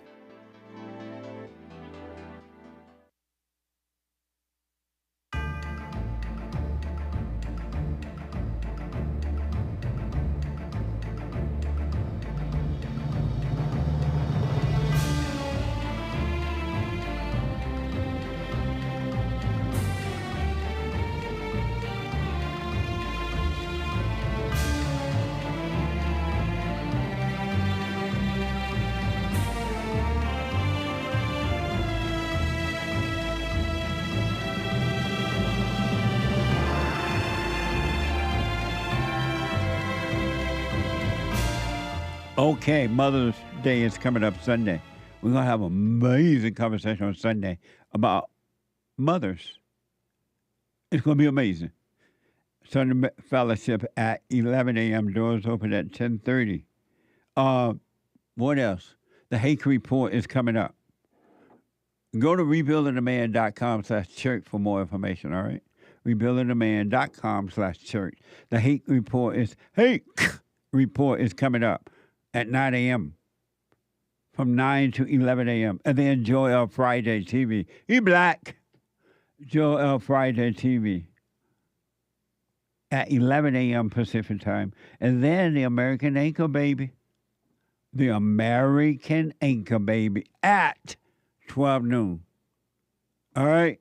Check out all our merch. It's amazing. Our merch is amazing. Punchie's Coffee. And every dime of it go back into the organization to help others. Thank you all for that. rebuildingtheman.com/stores. rebuildingtheman.com/stores or JesseLeePeterson.shop. JesseLeePeterson.shop. Let me go quickly back to Jerome. Jerome, God came out of nowhere. He has always been. And if you want to find that, you have to look within yourself, and it will be revealed to you. Yeah, but I mean, you said look within myself, but you also said to Google and to look within the Bible. So No, I was just messing around with the Google thing. Oh, okay, but should I actually look in the Bible? No. Is that what? No, look within. But doesn't that just sound disingenuous to you? Like, what do you mean look within and I'll see where God came from? Yeah. What's disingenuous mean? It just doesn't seem like it makes any sense. And like I said, it seems like you're just trying to make jokes. You just said that you were making jokes. So I'm not sure if you're not. No, I'm serious. Like, no, if you want to understand, if you want to understand God and know God, look within, and all your questions will be answered. But it hasn't. I tried that. I tried to look within, and like I said, this is a question that I've had for a very long time. Right. Since I was a young man. And honestly. But you can't try to look within. You have to look within. No, again, the word I used was try. I don't mean like I was trying or forcing the answer to come out of myself. But try just mean, I let life go. I move through it organically. I don't try to force anything. I don't think about it. Just, let the answers come to me. But no matter how much, when the question comes up, it never makes sense to me. When you listen to the Bible, it said that, God has always existed. He wasn't created. He's the source of all of creation. He just wasn't there. And just to somebody that, you think logically, that doesn't make any sense. But why are you trying to make it make sense? I mean, I don't look at this any differently than, when you say to the people that, at one time, you believed in all of the black stuff, so quote unquote, and you believe that black people are being held back, and yet you said to yourself, well, if black people are being held back, then why are these certain group of people able to make so much money? Why are you trying to make sense, Jerome? Why are you trying to make the God thing make sense? But what I'm saying is you had a question and that needed to be answered, and I'm the same way. Something here is not making sense to me, and so that's what people do. You did the same thing when you. So leave it blank, and then it will be revealed to you. Don't fret over it. Don't. But I did that. I left it blank for the last 30 years. Just. But how much longer am I supposed to wait till I get an answer? Until it comes. But it never has, and it doesn't seem like it is. Every time I ask somebody, they just kind of dance around it. They don't want to actually go and answer my question. I just told you to look within. But I did that for the last 30 years. No, you don't do it for a minute. You do it for a lifetime. Oh, so even for a life, so that means at the end of my life it's going to come? Like, what do you mean lifetime? You do you do it forever until you get the answer, until you see the truth of it. Okay, I got it. So let me ask you then, why is it so hard for people to just answer the question? Because they don't know they don't know the answer to it, to the question. And they won't say they don't know. And so they get mad at you for asking rather than saying, I don't know, because they want to give the impression that they do know. And then somehow or another you're crazy for asking. But that's kind of what you just did. You made jokes and said, go on Google, go on the Bible. It seemed like you were trying to dodge it too. No, I told you to look within. Yeah. I don't know. I guess I'm just at an uncertain point in my life right now. Right. And, what's your uncertain point? Just about, being a Christian. Christianity is something that, I've held dear. But I think, now when I just have these questions and, naturally people, we get inquisitive and we want to know the answers to things, and I don't have this answer now. I'm just looking at everything that I thought I once knew. Is anything real? Is anything that I've known, is it truth, or have I just been lied to? No, nothing you have ever been known has been true. It's all been a lie. Everything. So. And why do you say that? Because it's been a lie. You've been taught by the world, starting with your parent, and all you ever been taught was lies. And that's why you haven't found the truth. You haven't found what you were looking for, and you're never going to find it until you stop looking outside and look within.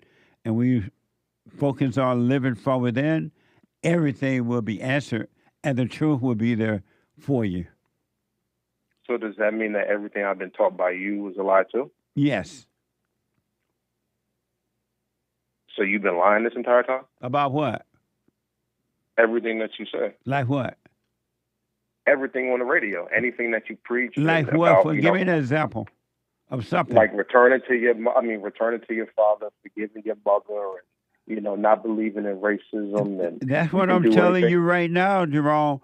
You got to look within. When you do those things, you are living from within, and the answers will come from within, not from me or anyone. They will come straight from the Father. But that's not what I was saying. I'm saying you said that those things are a lie, though? No. Living from within is the truth. But Jerome, I told you that everything you've been taught in the world. I got to run, Jerome. I got to run, buddy. Thank you. You always run. I appreciate it. 888-7753-773. Super chat. There's a line over.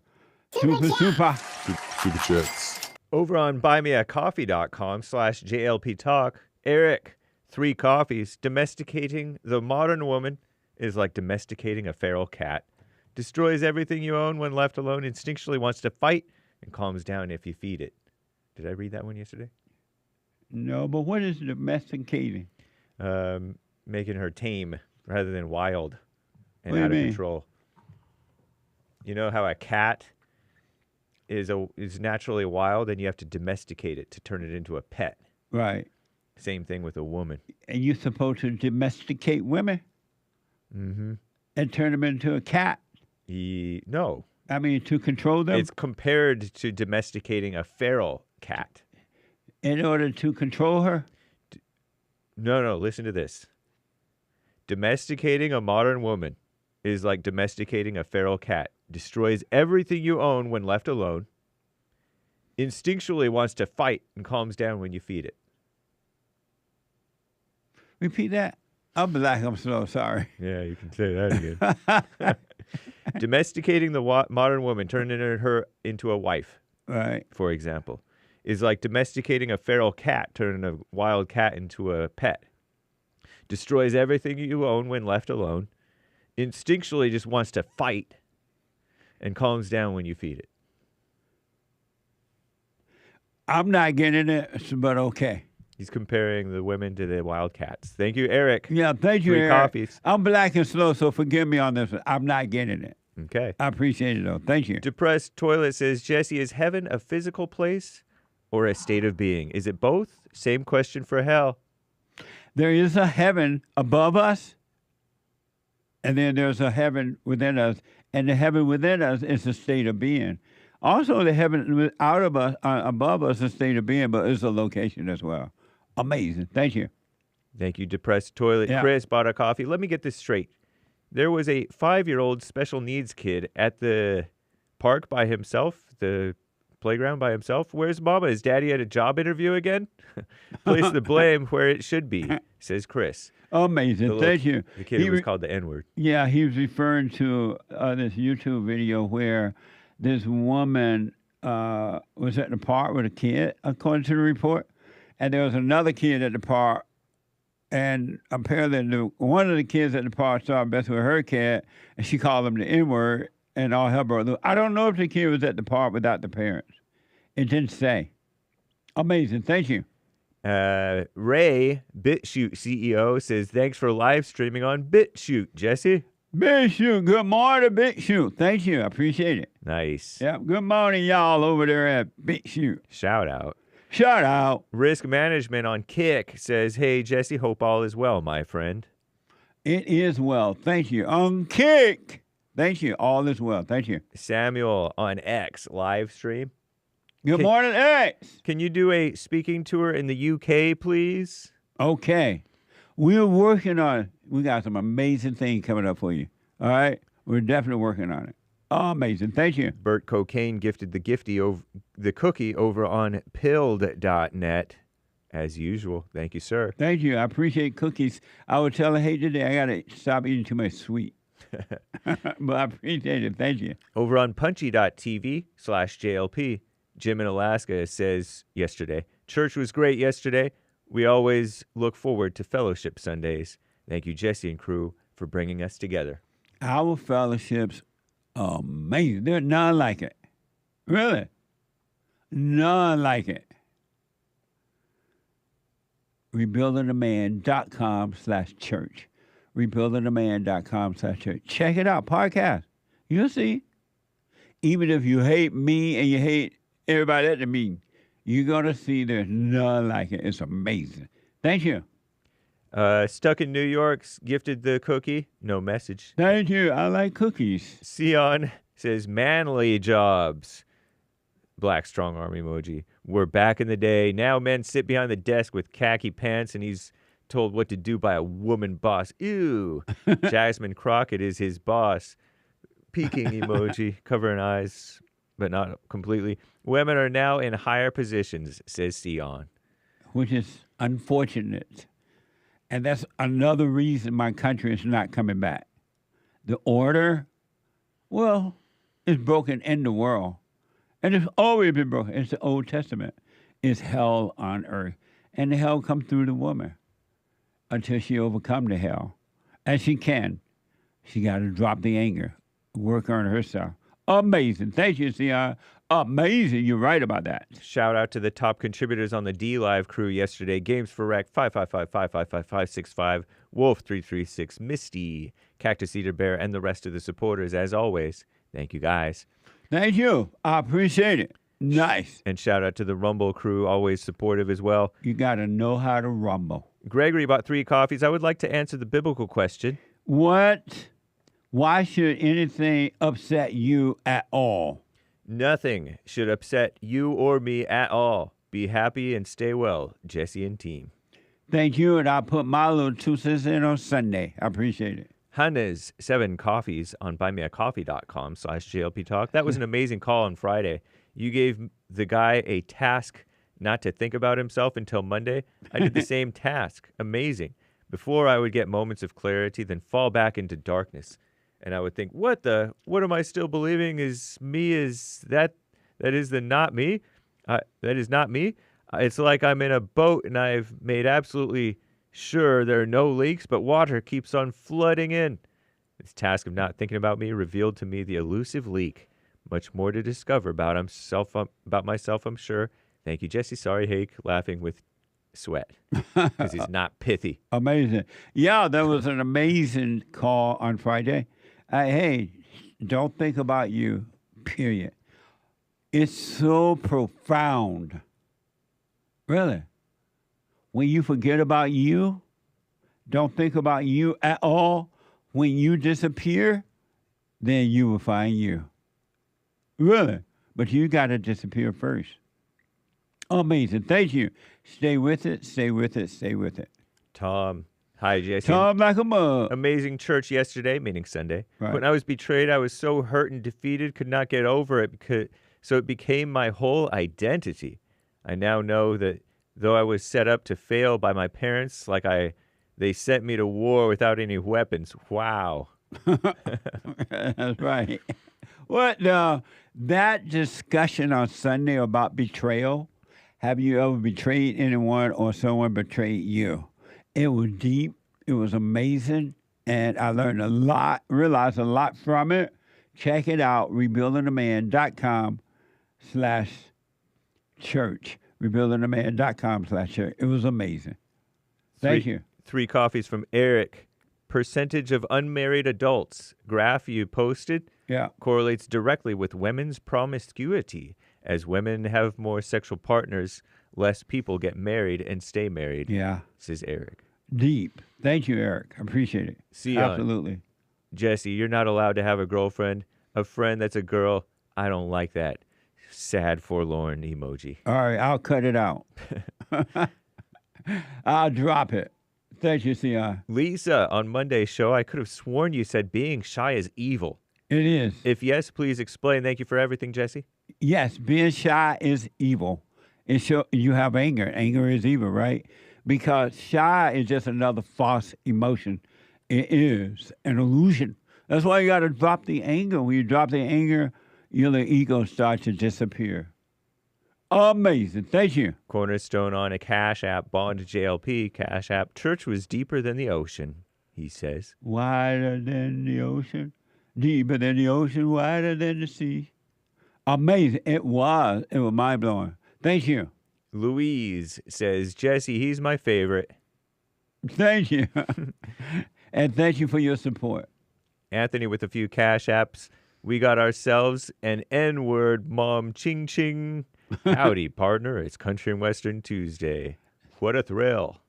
That's right. Thank you, Anthony. Amazing. Pinocchio's Helicopter 5 coffees. Jesse, our next president. You're amazing. Shout out to the Great White Hope. God bless. 07 salute.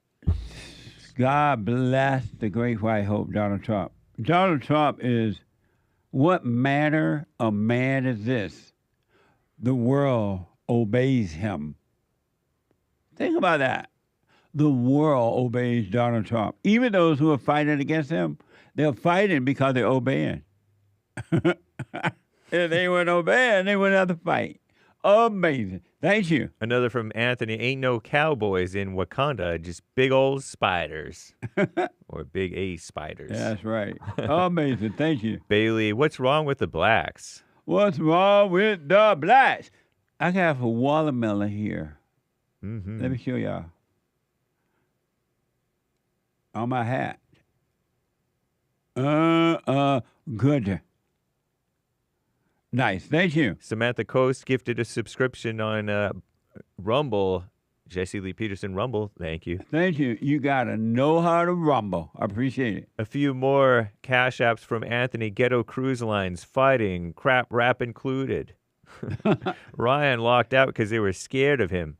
Evil father, evil son, dead in spirit, no remorse. What a mess. Thank you. Another from Bailey. Can I get a beta? Don't be a beta. Be an alpha male, not a beta male. What now? Tyrannosaurus wrecked. Says buy Jesse a Punchie's coffee. Good. Punchie's coffee is delicious. Check it out. JesseLeePeterson.com/shop. JesseLeePeterson.com/shop. Can we hold there? Yeah, we'll read the rest later, guys. Okay, I'm looking at the clock here. I want to get to some of these calls. Amazing. Thank you all. I appreciate it. We're going to come back to that. I'm looking at the clock and the time going by. Like, nothing going? No. Don, our first time call out of North Carolina. Hey, Don. Hey, Jesse. How's it going? Amazing. All right. So I had a question. Like, me and a buddy were talking about all of the stuff that's going on in the media and on TV and on social media. And I'm a black male. You black. But a lot of the stuff that I'm seeing, man, I think that it's a way for them to divide all the races. Because of course, I've lived in 4 or 5 different states. I'm just visited my parents. They live in North Carolina in a really nice house in the suburb. It's mostly white people out here. Nobody's coming in the neighborhoods attacking people. They go to the same grocery stores. I never see black people in grocery stores. I mean, on the internet I do, but in real, maybe you have, but I have never seen a black person just unprovoked attack somebody in the grocery store or in the mall or at a gas station. Most of that stuff I see, even like with white people, I don't see white people in public screaming at black people, calling them the N-word. How old are you? I'm 30, but okay. If you look at social media, it'll make all white people seem like racist, and it'll make all black people seem like criminals. And like, I don't know. I just wanted to see what your perspective on that was. You're right in that society, the justice system, the government, the so-called leaders and all, they are creating a social justice society because they want to control people. Now, and because most people are not independent thinkers, they are being controlled. A lot of the stuff you see on the internet, though, is staged. They're doing it so that they can get, from what I hear, clicks or something on the internet. And so it's staged. It's not as prevalent as you think it is because a lot of it is fake. But I have gone in stores and I've seen the blacks with backpacks on, and they walk right into the stores and steal stuff and walk out and don't care and that kind of stuff. I have seen them yelling at other people in these stores because they have gone out of control. All blacks are not all, but most. They are out of control, that's for sure. All right, but how many black people have you seen this week, this past 7 days? And then out of all of those black people, how many have you seen acting like buffoons? Well, none, because I haven't gone anywhere. What's up? So you don't go to the grocery store? Hold on, buddy. Can you hold for me? Yeah. Let me take a break. 1 more hour to go. Quick break. Hate news, not the fake news. I'll be back in a moment.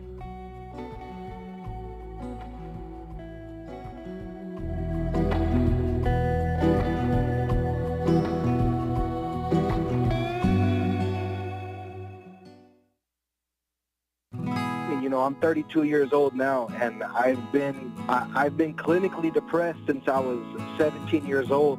And ever since I started listening to you a couple of months ago, bro, I don't even need to hear the word depression. I don't even care about that because that's not anything that I identify with anymore. Nice. I'm 100% cured. I'm 100% better because I've been listening to the Jesse Lee Peterson show, and I can't even begin to tell you how much I appreciate you. And I just can't even begin to tell you how much I really appreciate the things that you're doing for young men. Young men need to hear this, and young men need to know this message that you're delivering because it's important. It's vital to their lives, Jesse. I just wanted to let you know that, man. That's amazing. I mean, you made my day, man. When I hear one soul has returned to the Father, it's like 1,000. It's better than silver and gold. So God bless you, man.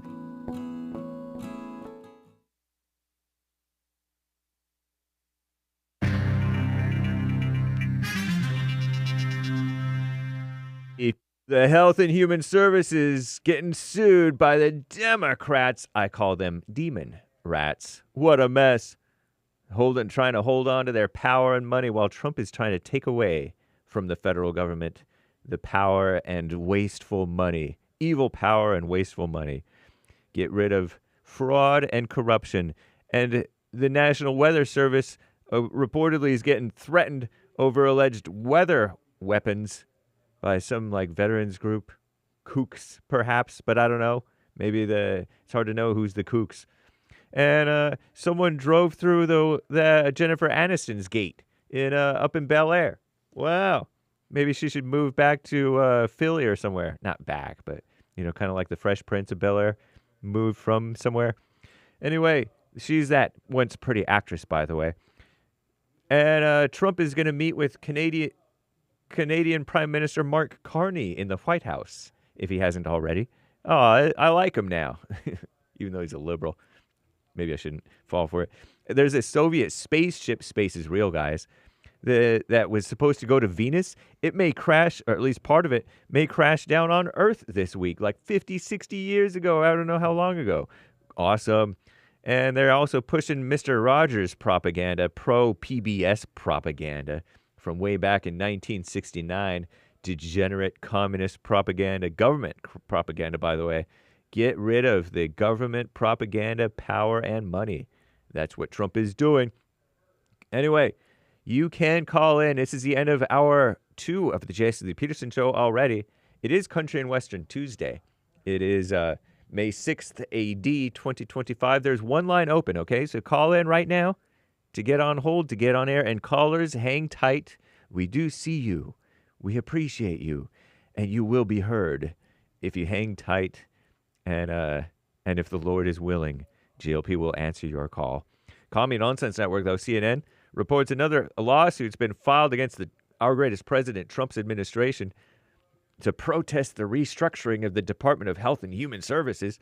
Call me nonsense. Democrat attorneys general, AGs, from 19 states and, of course, Washington, D.C., the swamp itself, filed the suit against the Health and Human Services. Secretary of Health Robert F. Kennedy Jr. and other health officials claiming that firing thousands of federal health workers, and terminating numerous health programs endangers the public. What a mess, huh? The states are seeking an injunction to halt the firings and restore the programs. HHS is responsible for protecting and preserving the public health. Dumb. No such thing. And since taking office, this administration has fired scientists. Oh, yeah, so important. Closed labs, shuttered life-saving programs without rhyme, reason, or any legal authority. So said New York State Attorney General Letitia James, the black one herself, shout out, stated in a news conference on Monday. Just now you know that thing is worthless, that lawsuit. An HHS spokesman said the Trump administration is following the law and simply making reforms to strengthen the agency. That's right. Now, before they were all spread thin and weak and promoting weakness and encouraging the LGBT agenda, which is not good for you. Anyway, the new National Weather Service, NWS, received threats, reportedly, if you believe it. I believe it, perhaps, from a violent militia-style group, says Commie Nonsense Network, CNN, that apparently views Doppler radars as weather weapons. And that's a quote. An internal NWAA, National Oceanic and Atmospheric Administration email sent Monday said the supposed anti-government organization, Veterans on Patrol, is calling for penetration drills on NEXRAD sites to identify weaknesses that can be used ultimately to destroy the sites, unquote. The next generation radar system, NEXRAD, which is used by meteorologists, the FAA and Air Force, detects precipitation, that is to say rain type of thing, and wind, and helps pinpoint tornadoes and severe thunderstorms. We'll see what happens. I don't know. It's drama. I'm James Hake, now back to JLP. Hour 3.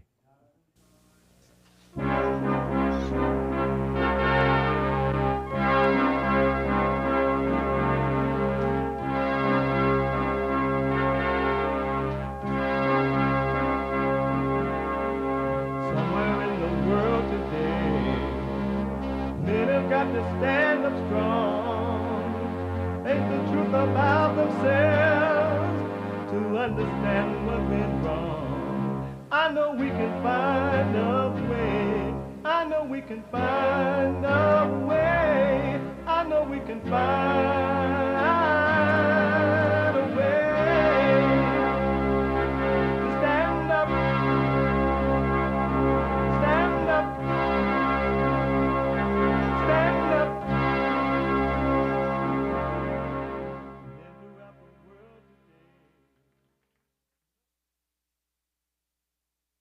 Is this summer or still winter or spring? I think it's springtime. Uniting the races with truth instead of dividing them with lies. We're also rebuilding the family by rebuilding the man. I'm Jesse Lee Peterson. Welcome to the third hour of the show today. You can get involved by calling 888-7753. 773-888-77 Jesse. And my biblical question, why should anything upset you at all? Why should anything upset you at all? Nick, I love that video with that. It really matches the question. Hey!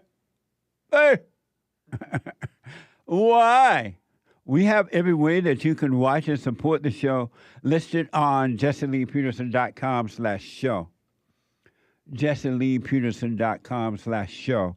And if you got to run around this morning, this evening, this night, this afternoon, wherever you are, because we're on around the world and heard by everybody and their mama. So it's different time zones. And you got to run around. You could be listening to the show anyway, no matter what you're doing. If you wanted to participate in the Cinco de Mayo parade yesterday, but you were afraid because you're illegal alien and you can participate right on, you still could be listening to the show. Did you hear about that, Nick? I did not. People were afraid? They had Cinco de Mayo, something like that, yesterday. That is so funny. And some the news reporter was saying that a lot of people didn't show up because they were afraid of being.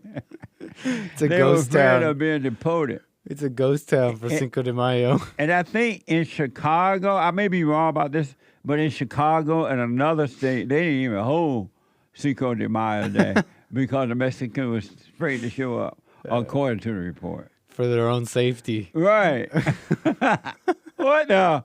But you can still call the show. You can be. That's right. You still can call the show on the run by on your iPhone, iPad at 605-615-4131. 605-615-4131. And to donate and have your comments read out loud, go to Buy Me a Coffee. BuyMeACoffee.com/JLP Talk or Bond JLP Cash App. Bond JLP Cash App. It's Tuesday. Every Tuesday is Country and Western Tuesday. Bring back. Bring back.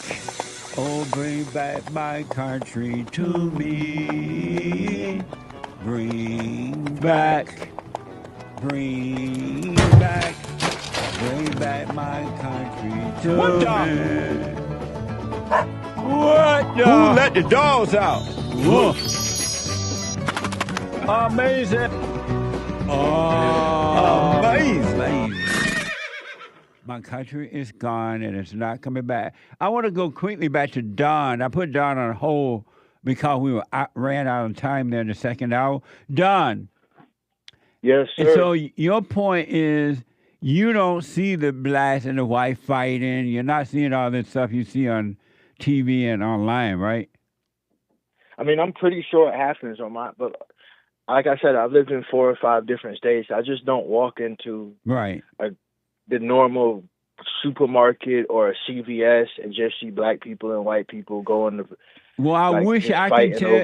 I wish I could tell you that I haven't seen it, but I see it, and I don't see it every day. I don't see it a lot. I don't go to the store a lot anyway, but when I've gone into supermarket, especially CVS, and I've seen it at the grocery mart by my house too, but I do see the black with backpacks and they're going out and the workers are just looking and they shake their heads. Okay, but what I'm saying is like that. I've seen that before, but it's not like I see that every week, Right. or every day. No, I don't see it every day. Hayes, Yeah, I have Hayes seen is it. telling me that Hayes is telling me my friend work at Walgreens and they are about to close down due to constant theft. So have you seen it at all? I've seen it. You seen what? I've seen people steal out of Walmart Yeah. What do you think about it when and you other see grocery it? stores. When you see it, what goes I through your think mind? I used to do security, and I mean, it wasn't just one race, but I would always look at them as bums. Yeah. I mean, depending on the age, because people can't help who their parents are. If somebody's 12, 13, and they're stealing, it's probably because their parents are bums. They can't really do anything. But a grown adult, a 40-something-year-old trying to steal out of a grocery store, to me, is just a bum. Right on. What a mess, huh? Yeah. These are bum people, and like I feel like black people need to separate from those kind of black people. Instead of doing that, I think that a lot of us try to have their back and stuff like that. I'll call black people like that out Right on. all the time. Right on. I'm not. I feel like it's a difference between those type of black people and me. You know, when I'm in public, I'm not yelling on the phone. I'm not smelling like weed. I'm not sagging my pants. I'm not a punk either. Well, You know what I you're mean? So- not. You're like you're a monster. Not all. Not all. Not all. And so, and there are blacks who are not a part of most of the blacks' personality out of control thing. Yeah, I think we need to differentiate ourselves from those black people. Yeah, absolutely. Yeah. Don, Yeah. thank you, man. Amazing call. Thank you, man. Have a blessed day. You too. Good to hear from you. Thank you. 888-7753-773. Ardene out of Colorado. Ardene, welcome to the show. You're on the air. Hi. Hey, Ardene. Doing good today. You doing good? Amazing. Great. Question for you. I honestly don't understand. I listened to for a couple months now. Like I said, out of curiosity. You're an oddity. Curiosity killed the cat. You got that right. And satisfaction brought him back. Hey, well, whatever works. I was just curious, why do you insist on emotions being so horrible? Because they're evil and they are not. I don't think. Explain to me your reasoning, your receipts for that. Why is that wrong? Because they're evil and they're only, whenever people use emotions, they're doing it to control you, to deceive, so that they can control you, to get what they want. I disagree. And the emotions are of your father, the devil. They're not of God. They're not from you. It's another false identity that made a home in you. I disagree. And why? Now, that is Why your do you assumption. disagree? Okay, first off, you mentioned, I was in passing this morning when I was No. flipping Why do through you YouTube. disagree? I'm trying to tell you right now, if you'd listen. Go ahead. Tell me why you disagree. Okay, I'll tell you. Because, you mentioned shyness as a bad emotion. Yes. Why? Because Why? it's a sign of evil. No, it's not. It is. Explain to me a 6-year-old being shy because somebody comes to her and says, your dress is really, really cute today. Why is that shy? And she's shy. And she acts you shy. said Why 6 is that years? an Did you evil say thing? 6 years old? Yeah. A 6-year-old is not naturally shy. They will only be shy if they've been traumatized by their mother or someone who made them feel a certain way. Whoa. God, you really, really, really, really assume a lot. And assumptions. What do you say about assumptions? I never assume. Yeah, you do all the time. I Okay, don't why? assume. You assume a lot. You tell me why. I have a 6-year. I have a. Do you think that 45-year-old God is shy? No. Then why would his children be shy? Why not? Why would his children be shy? Maybe he likes that for emotion. Why would God's children be shy? Why would Why? What's if the the problem with father What's if the problem? father is not shy? Why would the children be shy? What is the problem with shyness? What is the problem? So you think that a shy, anxious 6-year-old child is normal? A shy what? A anxious 6-year-old child. You think that that's normal for them to act that way? A child at 6 years old, if somebody comes up to him and says something that sort of embarrasses them, or just something like "you look really cute today," you think that is normal, and they get shy. You think that's normal? Yes. And if they never were traumatized children, would the child be? Would the child be shy? How can you assume that child has been traumatized? If they were never traumatized, would they be shy? Yes. Why? Because I have a child. I speak from experience. I have a child who's 45. She has a shy tendency. Her personality. 45 is not a child. Her whole life, she's been shy. Because she's been traumatized. No, she hasn't. Yes, she had you as a mother. You are a jackass. What? Oh my God, you are a jackass. What's a jack? A horse? She hung up. I think that's a donkey. See, I've heard that word used for donkeys. Am I wrong about that? Yeah, no, it's a mule. Yeah, mule, exactly. Kind of like Nicaragua is a nation. Nicaragua, right. She hung up. These are facts. See, I told you, emotional. What the? And she called me a jack horse.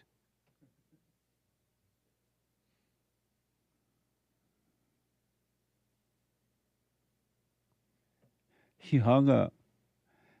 That was really interesting, though. A lot of people think that's normal. Oh, it's just a shy little anxious kid. That's normal. I realize that a lot of people think that. What is Hake saying? Hake is saying 2 ornery people. She's as ornery as Jessie. She met her match. She's stubborn and defiant. Oh, amazing. 888. She hung up. What's her name? Ardene. Hung up on me. Ardene, where's the love in that? 888-77-53773. If you see Ardene running down the road, ask us, why did she hang up on Jesse?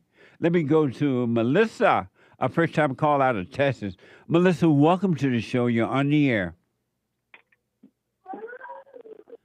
Melissa? Hi, Jesse. Hey, good morning. Melissa. Hey, good morning. Hi, Jesse. I have a question regarding overcoming your mother. Okay. I've been listening to you for about maybe a few months, and everything makes sense to me. What you're saying, I went and forgave her because a little bit of a backstory. My parents are still married. We're only 3 daughters. And since a very young age, I feel like my mother alienated us from our father. Yeah. Because she's still assumptuous. She's always assuming the worst out of men. And she pretty much assumed the worst from her father once. And ever since then, he kept his distance, especially because we're daughters. Yeah. So I went and forgave her, and I told her, I forgive you because you alienated him from us. From a very young age, accusing him of, a lot of stuff. So now I'm a mother of 3 boys, and I'm about to be a mother of a little girl. And she's already trying to alienate and make claims about my husband, saying, oh, he can never be alone with your newborn baby daughter. A mother is always supposed to be there. You can't trust him around daughters. And stuff like that. So I feel like something happened to her in her childhood. But my question is, I went and forgave her. She seemed like she understood. But I can see that she is trying to, bring that upon my marriage and just put that between us, like me and my husband. Yes. And it's just causing me anxiety and stress because I know I trust him fully. And I know he wouldn't be the type of man to be, doing crazy stuff. Yes. Especially to his own kids. So my question here is, how do I stop this? Like, is it okay for me to cut her off? Or how do I deal with her and these claims that she's, like, trying to put into my head? Melissa, I will highly recommend, do what you want, of course. I will highly recommend you block and ban her immediately and never let her around your family again or you. Be done with her. She will destroy your marriage. Yeah, that's what I feel like. I just feel like bad because I'm like, that's my only mother. I want to be there for her. I want to be. Why? Why you want to be there for her? You got your own family now. Why you need to be there for her? What does that mean? I don't know. I just feel like maybe by cutting her off and cutting access to her grandkids is maybe a little too much, but I also don't want to deal with that anxiety and stress too that much. she's bringing. What does that mean, a little too much of what? Maybe me being a bad daughter to her. No, you would be a bad daughter by not cutting her off. Jesus came to separate you from evil people like that. Your mother from daughter, mothers from daughters, fathers from sons, and so on and so on. So, and God said, when you get married, go far away from your family and have your own family. You are making a horrible mistake. And those emotions that you're having about it are all evil. They're not yours. She's a very religious person. Oh, those are the worst ones. She's like, we have to get along. We have to always be together. If mother against, she uses that religious quote, the end of days, mother is going to be against daughter, father against, whatever. That's what's happening right now. She's against you. Yeah, and it's just hard for me to believe that my own mother is trying to, create discord or just assuming the worst, But she's evil. She can't help it. Why don't you accept reality so that you don't let the devil into your family like that and destroy you? So biblically, your mother is evil. Biblically, you think that God is not upset if you cut off like mother, father. No, when you get away from her, God's gonna rejoice. He's gonna have a party. Wow. He's gonna have a party. He's gonna have a lot of wine and everything. Yeah. Yeah. This question's been, in my mind for a long time already. And now that I'm about to give birth to my daughter in a month, I can already tell she's bringing that anxiety towards me, and I'm just. And that's evil. That anxiety is a sign of evil. Why would you let you see evil coming? You see the signs. You see she's evil. You see what she's done to you and your father. Why would you even want to take a risk with her like that? That doesn't make sense. Yeah. Well, I appreciate you clarifying that out for me, Jesse. It really helps a lot. What did your husband say about it? He's scared. He thinks my mom is pretty much evil. Yeah, we both listen to you, and we can see the evil on her. The way she treats my father. Yeah. Disrespects him, less than. So and always just assuming the worst. You're going to, if you let your mother into your family like this and your husband allow it to happen, both of you will regret it. She will destroy your marriage. She will destroy your husband. I would say, Melissa, immediately dump her and be done with her. And let her know, hey, stay away. You're evil. I'm not letting that in my family. Yeah. And tell your husband tell your mother to stay away. Yeah, my husband told me as soon as he met her that there was a feeling that he had of uncertainty, of just feeling weird around her. Yeah. And ever since I started listening to you, I can see clearly, you know, how the evil in women. And I'm aware of my evil, and I'm trying to, be better. Right on. Well, your mother's not going to let that happen if you keep her in your life. Mm-hmm. And that's why when you're around that evil spirit, you're of the light now. And when you're around the darkness, there are signs. The light is trying to tell you, danger, danger, danger. Get rid away from her. You need to be done with her. And just because she's your mother, you don't need a mother anymore. You're a grown individual, married woman. You don't need her. You don't owe her anything. You didn't tell her to have you. She made you. She's supposed to take care of you. It wasn't a favor. That was her job. So you owe her nothing. Just don't resent her and move on with your life. Don't let her in your life. Yeah. Thank you so much, Jesse. I hope you have a great rest of your day. I wish you would. And tell your husband he's an alpha male for making 3 boys first and then a girl. What the? Here it is. My dad, sadly, he lets my mom run the relationship, and I can see her resenting him for that. Yeah, absolutely. Right on. Well, you stay away from her. Be done with it. Don't be afraid to tell her. Block her. Don't let her over your house. Don't be around her at all. Okay, Jesse. I appreciate your advice. I wish you well. I wish you well. Thank you. Goodbye. Bye now. 888-7753-773. Let me go to first-time caller, Jaden, out of Australia.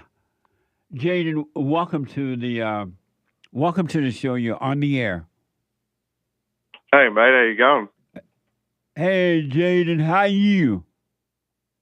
I'm good, thank you. And yourself? All is well. No man is good, but all is well. I was hoping you were going to say that. Hey, I got a question. What's your thoughts on antidepressants? I wouldn't recommend them. I'm not a doctor, so I don't medical advise anyone. But it keeps you away from waking up, from overcoming the hell in you. And you end up not only getting deeper into your emotional hell, but now you're stuck because you're high. You're walking around like a zombie. And it doesn't solve spiritual problems at all. Okay. See, because my problem with that is that when I do have them, like I feel a lot more better and I do think a lot more clearer. But then when I listen to you and you say that, it makes me not want to take them. But when I don't take them, like I sort of go off in a way. But if you notice, whenever you don't take them, you can't deal with reality. So, why don't in other words, the first few days will be rough, but is that what you mean? Like, it'll be rough at the start, but if I get used to it, it'll be all good? Because you said it was a drug, so was it like me coming down from it? Yes. It's like let's say you did cocaine forever. And every time you did cocaine, you felt good. It just felt so high. And one day you decide, hey, I'm not doing cocaine anymore. In the beginning, you're going to have what they call withdrawal. You can't deal with life. You're like scared and blah, blah, blah. But eventually you start to overcome it. Okay. See, because it was a plan to do that, but it's been a struggle at the same time because it's like I've been relying on them for a while now. So I don't know really how to go about it. Okay, once again, I can't recommend you what to do with the medication stuff. But let me ask, why don't you drop your anger so you won't need it? Well, that's what I mean. Like, I've tried, but... How have you tried to drop your anger? Minding my own business and just not worrying about anyone else. In a way. Did you go and forgive your mother? I did, but it was over the phone. Like, I've seen you said it was like a bit better to do it in person, but I did it over the phone. And how did it go? She sort of like brushed it off and said I was delusional. But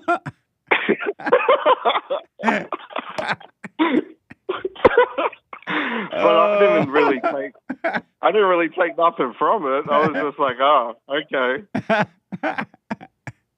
Amazing. Amazing. And then did you forgive your father? No, my father's deceased. Oh, okay. Are you doing the silent prayer now? I've heard you talk about that one, but I don't know how to go about that. If you go to rebuildingtheman.com/silent prayer, it will show you how to do it. It will take you through it. Eventually, you won't need the video, but it would take you through it, show you exactly how to do it. I recommend, Jaden, that you start working on yourself so you can see those thoughts are not you, the anger is not you, the emotions are not yours, so that you can overcome them. But you got to do the silent prayer so you will be conscious rather than going unconscious. Yes. Hey, appreciate the words, because it does make a lot of sense, and I'm going to try it. I'm going to suss out what you said to look it up. And but yeah, that's all I was really calling for, to be honest. Okay, but I'm not telling you to stay on the medication or get off, but I'm telling you. That's exactly right. But what I am telling you that you got to start facing reality. You're not your thoughts. You're not your emotion. The fear is not you. The loneliness is not you. None of those things are you. You just have been identifying with them, believing or thinking that they were you, and they're not. Yeah. Let me know how it goes, all right? Hey, appreciate it. Heaps, thanks for taking the time to talk. All right, buddy. Do the silent prayer. No worries. Hey, you too. Amazing. Amazing. Thank you. Bye. Amazing. I want to show you one quick thing here. Then I'm coming back to the calls and the super chat. Another reason white people need to separate from the blacks. This is like, this is hell on earth. This is evil. There's nothing on earth but evil. And it comes through human beings. This is from WVTM 13. Why? This is like, it's just evil. It's just pure evil. A gas station surveillance video shows a woman being attacked by a man as she walked into the store down in Mobile, Alabama. Watch this.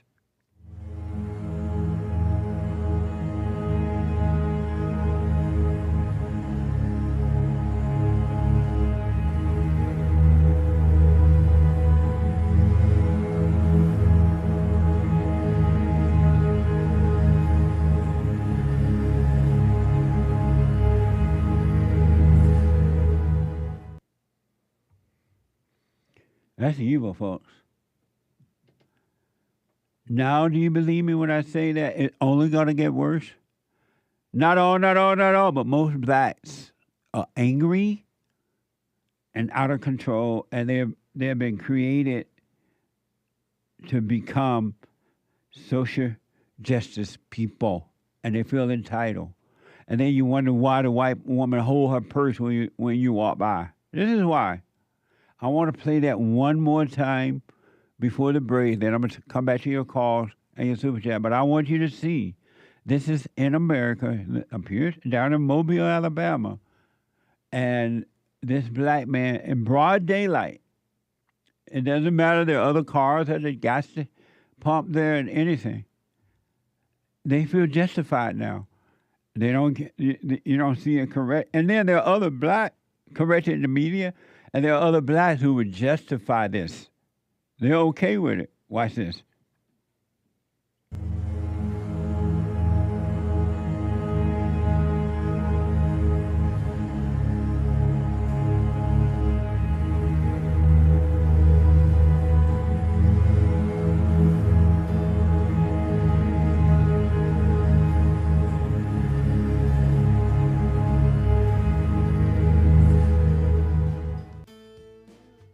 The woman just walking from her car to look like she's going toward the store there, mind on something else. I like she didn't even see the guy standing there.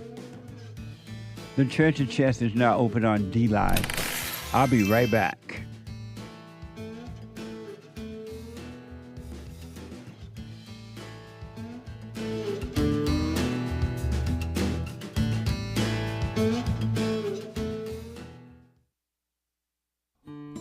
We have a counseling service, and I have to admit, thanks to God, it is the best counseling service on this side of heaven. I counsel with men and women families, individuals around the world. Most people are unhappy, they're miserable, they have rough lives, they're depressed, suicidal, young and old, of all races. I understand, I know why, and I do understand it. Because exactly what's happening in me is happening with everybody outside of me, inside of them. And I've noticed that with those who really, really, really want to understand, they overcome it just like that, out of one counseling session. If you need counseling, you can go to rebuildingaman.com or call 800-411-2663. 800-411-BOND. Best counseling service on this side of heaven.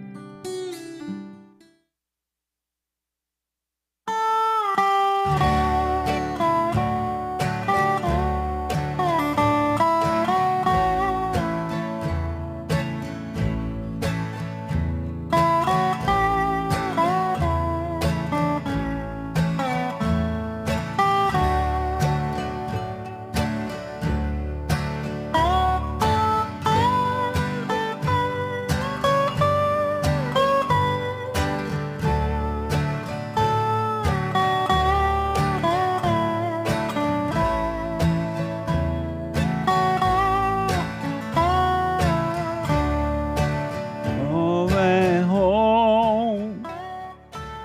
888-7753-773.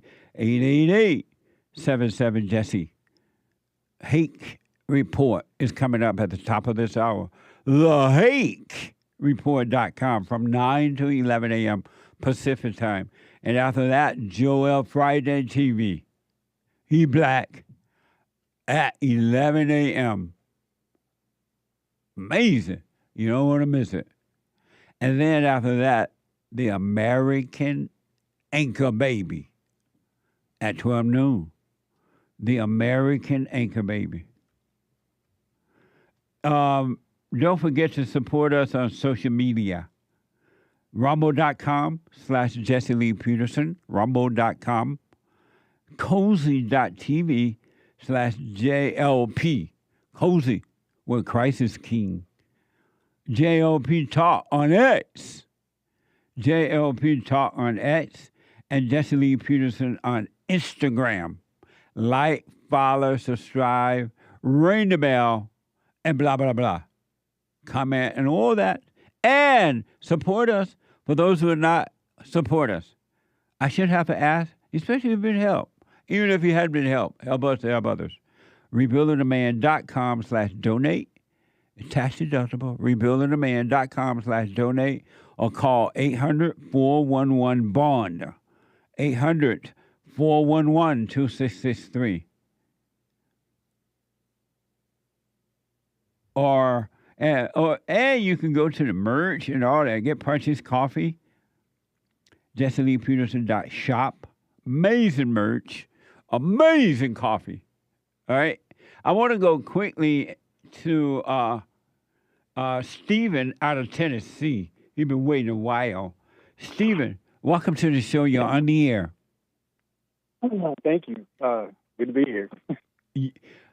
Let me just mention to the folks, Stephen, we are also on Pilled.net/Jesse Lee Peterson. PILLED.net/Jesse Lee Peterson. That's a new one. Thank you, Pill. Go ahead, Stephen. So back when I live in Chattanooga, and I used to take theater and drama classes, and we were doing a play. I can't remember the name of the play. The movie had Sidney Poitier in it, and it was written by a woman. And it took place in the 60s in Chicago. And so the drama instructor wanted us to go interview older black people about racism. And then she wanted us to write a report about it. And my neighbor at the time was like 80, and she was a black lady with two black kids, and they just happened to be over there that day. I mean, they were in their 40s. And so I said, hey, can I interview all of y'all about like racism in the 60s and what Chattanooga used to be like? And they said, yeah. And so the interesting part was the two daughters. And one of them, she could see racism in a can of Coke, right? Like just she could see racism. I mean, just like almost like a superpower, like she opens her eyes and just sees race, like a laser beam coming out of her eyes is racism. And she was doing nothing with her life. She was over there eating her grandmother's food, sleeping on her couch, and not going anywhere. The other daughter, when I asked her about it, she goes, I ignored it. And see, her Eunice, the grandmother, actually even worked at, I think it was a Huddle House when they refused Martin Luther King's service. Like they had some history. And I said, you ignored it. I was like, what do you mean? And she goes, I didn't let it bother me. She goes, and she's now like, she's an RN, but she's super successful. She's got a house in New York, a house in Texas. Tennessee. She's been married forever. Her kids are all doing good. And I've never forgot about that. Right on. And I was like, look at the one that looked at all the racism and then did nothing and still mooching off her grandma, or her mother, and then look at the other one who just ignored racism, just went on about her business, kept her mind, kept her feet, kept her eyes on the prize, and was fine. And that brings me to another thing about Chattanooga. That's a very amazing point, man. I like it. Yeah. It was mind blowing. Yeah. And I was just really impressed by that. I never forgot that. But then also too, you talked about like what's up with the blacks and stuff, and what's wrong with the blacks? What's wrong with the blacks? But I think there's some stuff wrong with the whites too. But we'll talk about that later. So in Chattanooga, you remember the sit-ins that took place around the country, a lot of those were college-age kids that were doing the sit-ins, but Chattanooga was unique in that it was high school students because I don't think there was a college out here that had a lot of black students, so it was actually the high school kids. And it was in the paper, and there was a big picture where they all went to Woolworths, and the black kids sat in the all-white section, and it showed like there was down the whole road was all these greasers and stuff, like yelling stuff at them. And when they sat at the counter, they dumped milkshakes on them, and the black kids didn't do anything. And what was so fascinating about that is that they never screamed at them. They didn't fight back, and they were well dressed, and they were well spoken, and they were going to all black high schools. And somehow these kids were just, really conducted themselves very impressively, and I don't think you could even see a black kid that could sit through somebody throwing something at them these days without them trying to run them over or something crazy. Yeah. And I've thought about that because I have several older black men that are friends, and I don't know why you guys can see stuff that other people just can't see, and I don't know if it's coming from that time or what, but one of them told me about a game they used to they called it playing the dozen. Yes. I think it was the Dirty Dozen or the Dozen. When you talk about somebody's mama, you made jokes about their mama. Yeah, so he told me, he said the whole thing was you weren't the first person that got upset lost. Yes. But see, fast forward to nowadays, I used to be the token white guy in an all-black kitchen in Nashville. I used to work at a Jewish restaurant, and it was an all-black kitchen, but I was the only white guy, and they said I was the token white guy. And so if you said something about one of the younger guys' moms, they were ready. You couldn't even make a joke. Yeah. And they just came on, don't talk about my mama, and all this stuff. And I'd be like, God dang, I thought, we were always joking around, like, why is the mom's off? And I thought how interesting that was, because at first part of me thought, am I supposed to be like that about my mom? Like, am I missing something here? And then I found out, like, it's the older black generation, you didn't let stuff get to you. Right. The game was you didn't let things get to you. And nowadays, it's about seeing how off the cuff you can get by the slightest little thing, And so I think some of that's fascinating. I think a lot about the black and white issue. And I Chattanooga is very self-segregated. So there was there was segregation in the past. But what I found is that, we have a black population, we have a white population. They just don't like to mix. Right. They just don't want to do it. They don't sit in the same places. They don't go to the same things. And and I know you got to go, but like Chattanooga got voted a couple years as the most biblically minded city because there's like a church on every block out here, and it's a mess. It's an absolute mess. These churches are a mess. The pastors are a mess. You know, blah blah blah. And but there's a church out here that tries to pride itself in putting black and white people together. And I used to wait tables, and they would come in on Sundays, and they just thought their poop didn't stink. You know, because they were on the cutting edge of getting blacks and whites together. I forgot what the name of the church is, but they were also the most horrendous people to wait on. And I always feel like you can tell a lot about somebody by how they treat their server. And they would eat half their food and then say it didn't taste good and then give it back, you know, and not want to pay for it, no tip, rude, all this stuff. Walked in there like, you know, look at us, we're so special, you know, we had, you know, blah, blah, blah. But that black and white issue, man, it's interesting. It's interesting to me. But I got a question for you. Well, let me just tell you this quick because of time. In the good old days, you're right. Black people were they were independent thinkers. They did for themselves. They tried to treat others in the way they would like to be treated. And we were taught, not only by example, never to take anything personal. If somebody don't like you, that's fine. If someone talk about you, that's fine. Don't overreact and everything. And they didn't have leaders. But once the civil rights leaders started, the so-called civil rights movement started, that's what really destroyed the black people. They've never returned.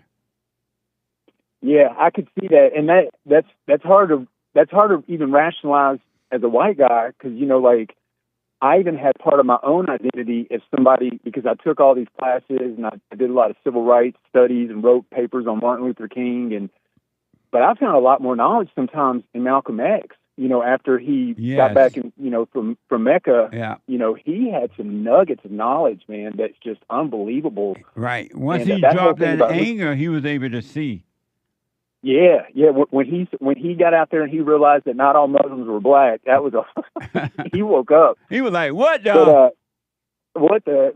But so, you had another question because of time. Go ahead. Yeah. Okay. And I can kind of understand Jerome that you talked to earlier. I understand a little bit his frustration, and I think what he's struggling with, and what I struggle with too, is we don't always, as your audience, we don't always understand what things mean sometimes. So I wondered if he didn't understand what it means to, like, what does it practically look like on a day-to-day basis to go inside for the answers? You know, I wonder if that's what he was wanting to hear. You know, is like what. So if you're saying I need to go in, what do you mean by that? And the one I personally struggle with is judgment. I don't really know that I know what that means. So you know, judgment is when you get angry at someone else about anything, because anger is hatred. And when you're hateful, you're playing God because you are judging someone. And you can always tell if you're judging or not if you feel something about it, good or bad. Oh, okay. I've never quite known exactly what that definition was, so I can't even tell when I'm doing it or not, or if I'm doing it, because, you know, I've been doing it. No, you're aware if you get angry or not. You can be aware if you get angry or not, or if someone can make you feel good. And Jerome, I told him that, and he said that he's been doing it, and it doesn't work. So there's nothing you can do to help someone like that. And can I share with you one last thing about the silent prayer? Yes. You need to go. Okay. So I've been doing it for months now, and I'm at 30 to 45 minutes. Nice. You know, as far as like how, and it's a game changer when you go from 15 to 30 to 45. Like it really helps. Absolutely. But what I had the other day that happened was, because I mean I've been bouncing along for the last few months now, like nothing's wrong. Like, man, I can't believe, like, I'm waking up excited. But then I had an ex-girlfriend text me the other day, and it's like my whole world unraveled mentally. You know, I started, like, she barely said anything, and in my head, I started coming unglued, right? But I wasn't really feeling it. Right. And And so the rest of the day, I was like, man, am I as far as long as I think I am? Like, what does this mean? Or does she have more power over me than God? Like, blah, blah, blah, blah, blah.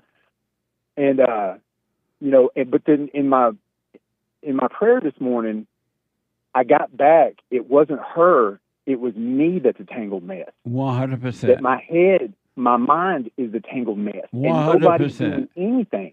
Nobody's doing anything. It's all these decisions and things that I've seen in life where I've made a life decision on something because I saw something happen one time. And so now that's in my book of how life really is. And absolutely, man. Yeah, so I mean, it took. I almost was like ready to not do the silent prayer the next morning because I was that unraveled by 2 text messages with 3 sentences in them from somebody that I hadn't talked to in over a year. All you did was, as you said, all you did went back into your imagination, into thoughts. Yeah, and you that's believed exactly what happened. Yeah, you thought it was you, and it seemed like everything went dark, and it did. Oh yeah, and see, because I'm doing what you're saying.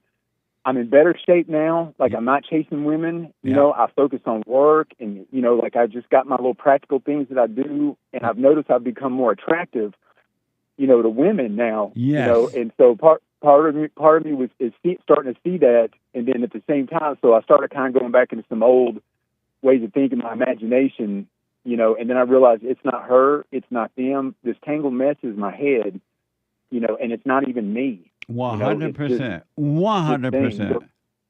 And I, my only answer for it was like, just keep going, just keep at it, keep doing what I'm doing. So, anyways, man, hey, I always appreciate you. I appreciate you taking my call, man, and I wish you guys the best. Amazing call. You stay with it, stay with it, stay with it, all right? Thank you, sir. I will. And thank you, man. I appreciate it. Amazing. Bye now. Absolutely. Howdy from out here in Chattanooga. Howdy back. Amazing. Thank you. All right, buddy. Bye now. Bye. Amazing. Let me go to Andre out of Florida. Andre, welcome to the show. You're on the air. Thank you. I'm black. You black. Okay, so how you doing, Justin? Amazing. Amazing. All right, so my mother was kind of like the rock of my life for a long time. Most of my life, I mean, seeing her fight and do the things she did because my father didn't want to step up. And so, but the thing is, she was always real combative with me and stuff like that. Yeah. And I would always forgive and forgive and forgive and forgive. But then it got to the point where, like, I just hit my 40s last year, and I was noticing that the pattern wasn't changing. It's like, okay, I'm black. I'm a well-to-do black, and never been locked up, no crime, anything. I just work, so she doesn't have any excuse to be fussing at me. Or I've been a truck driver for like 9 years.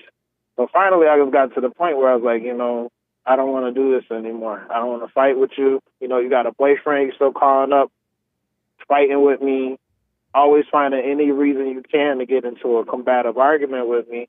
And so I just got to the point where I was like, that's it. And I mean, I'm talking about after years of patience, I literally changed my number and I deleted her number. I don't know what she's doing, where she is. I have no contact with her. That was it. And I can tell you it was the biggest weight that was lifted off of my back. Right on. Absolutely, man. Have you forgiven her?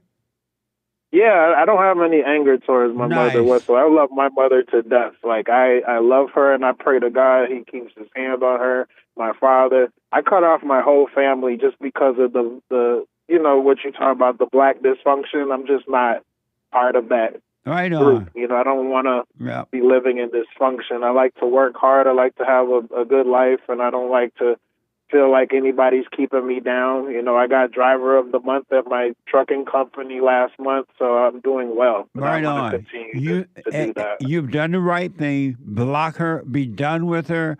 Just don't be angry. Move on with your life. You're not her boyfriend. You're not her husband. She has no business treating you that way. So move on and have your life. You're doing the right thing. And there's one more thing I want to say before I go. There's something that I always quote that you said that cracked me up. What? Said, old people ain't got no business being gay.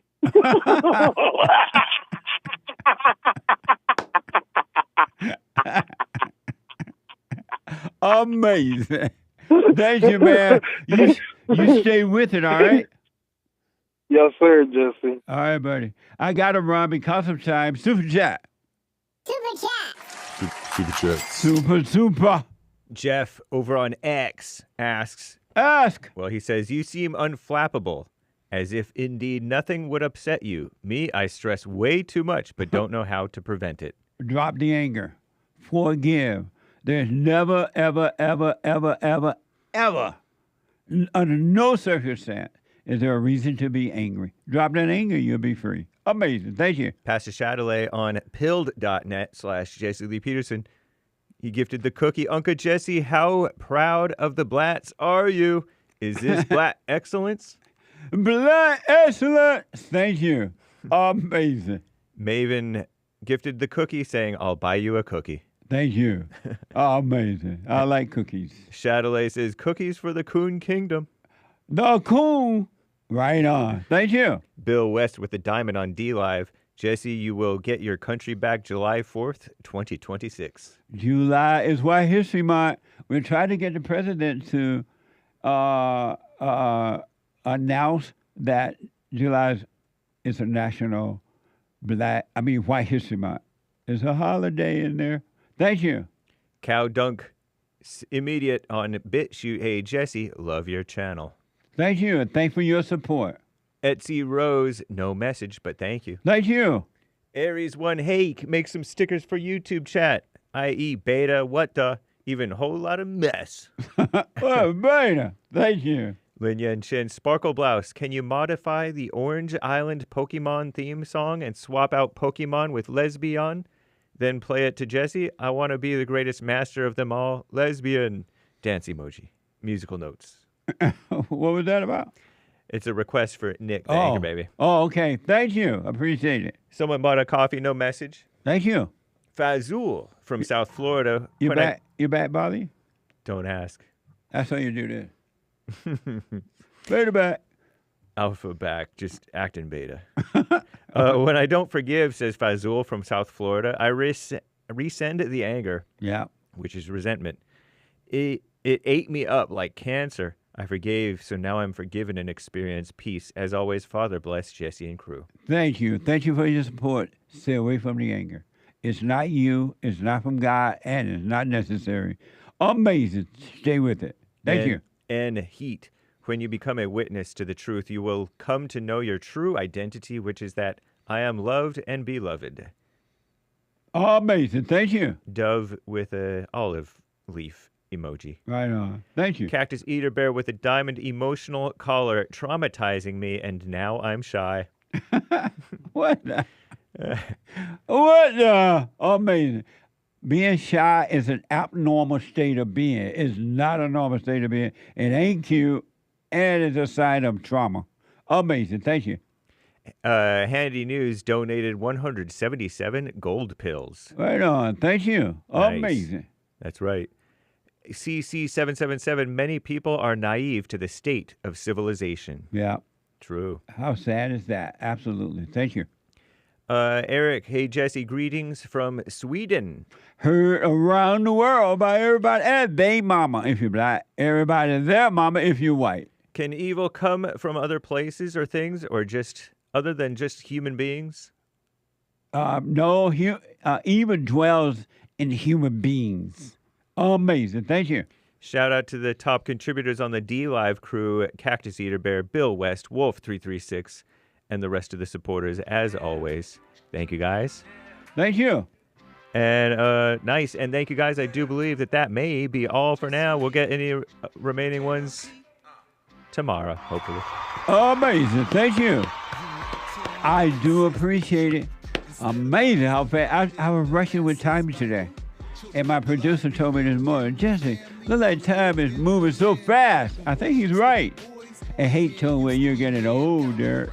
What? Amazing. How can people get that shirt, Beware of the Children of the Lie? I believe it's on jesseleepeterson.shop. Let me check. Children of the Lie. Yep, indeed. jesseleepeterson.shop. Beware Beware the Children of the Lie. Amazing shirt. Unisex soft style t-shirt. Nice. Nice. I love that shirt. I'm out of time. Look, folks, do what you want. Love your thrills, love your hell, stay in your hell of anger and emotion and anxiety and shyness and all that. Stay in it if you want, really. But you can overcome it if you want. It's up to you. I realize most of you don't want it. Only a few, a handful, will get on that straight and narrow path and overcome. Stay with it, stay with it, stay with it. Do the silent prayer. Rebuildingaman.com/prayer. Rebuildingaman.com/silent prayer. Rebuildingaman.com/silent prayer, right? Do it and stay with it. Forgive your mama out. Don't let anyone tell you, oh, you don't have to forgive your mama. Yes, you do. If you want to be born of the Spirit, you must forgive because you've been born of the flesh, but not of the Spirit. So forgive, and you shall be forgiven and have a life. Thank you all so much. The Hate Report is coming now. Thanks for your super chats and donations and everything. The Hate Report is coming now. And after that, JLP TV, he black. And after that, the American Anchor Baby. The American Anchor Baby. Be sure to check out Punchie, PUNCHIE.TV. And let me know what you thought about yesterday's episode. It was interesting, I think. Check it out. Let me know. Bye, y'all.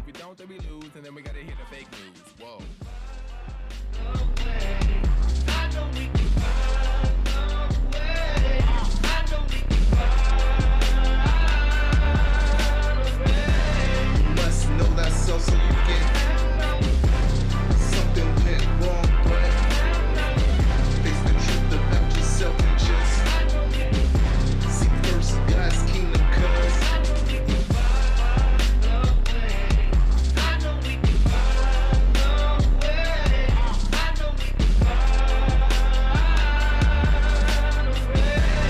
must know that so you get something went wrong, but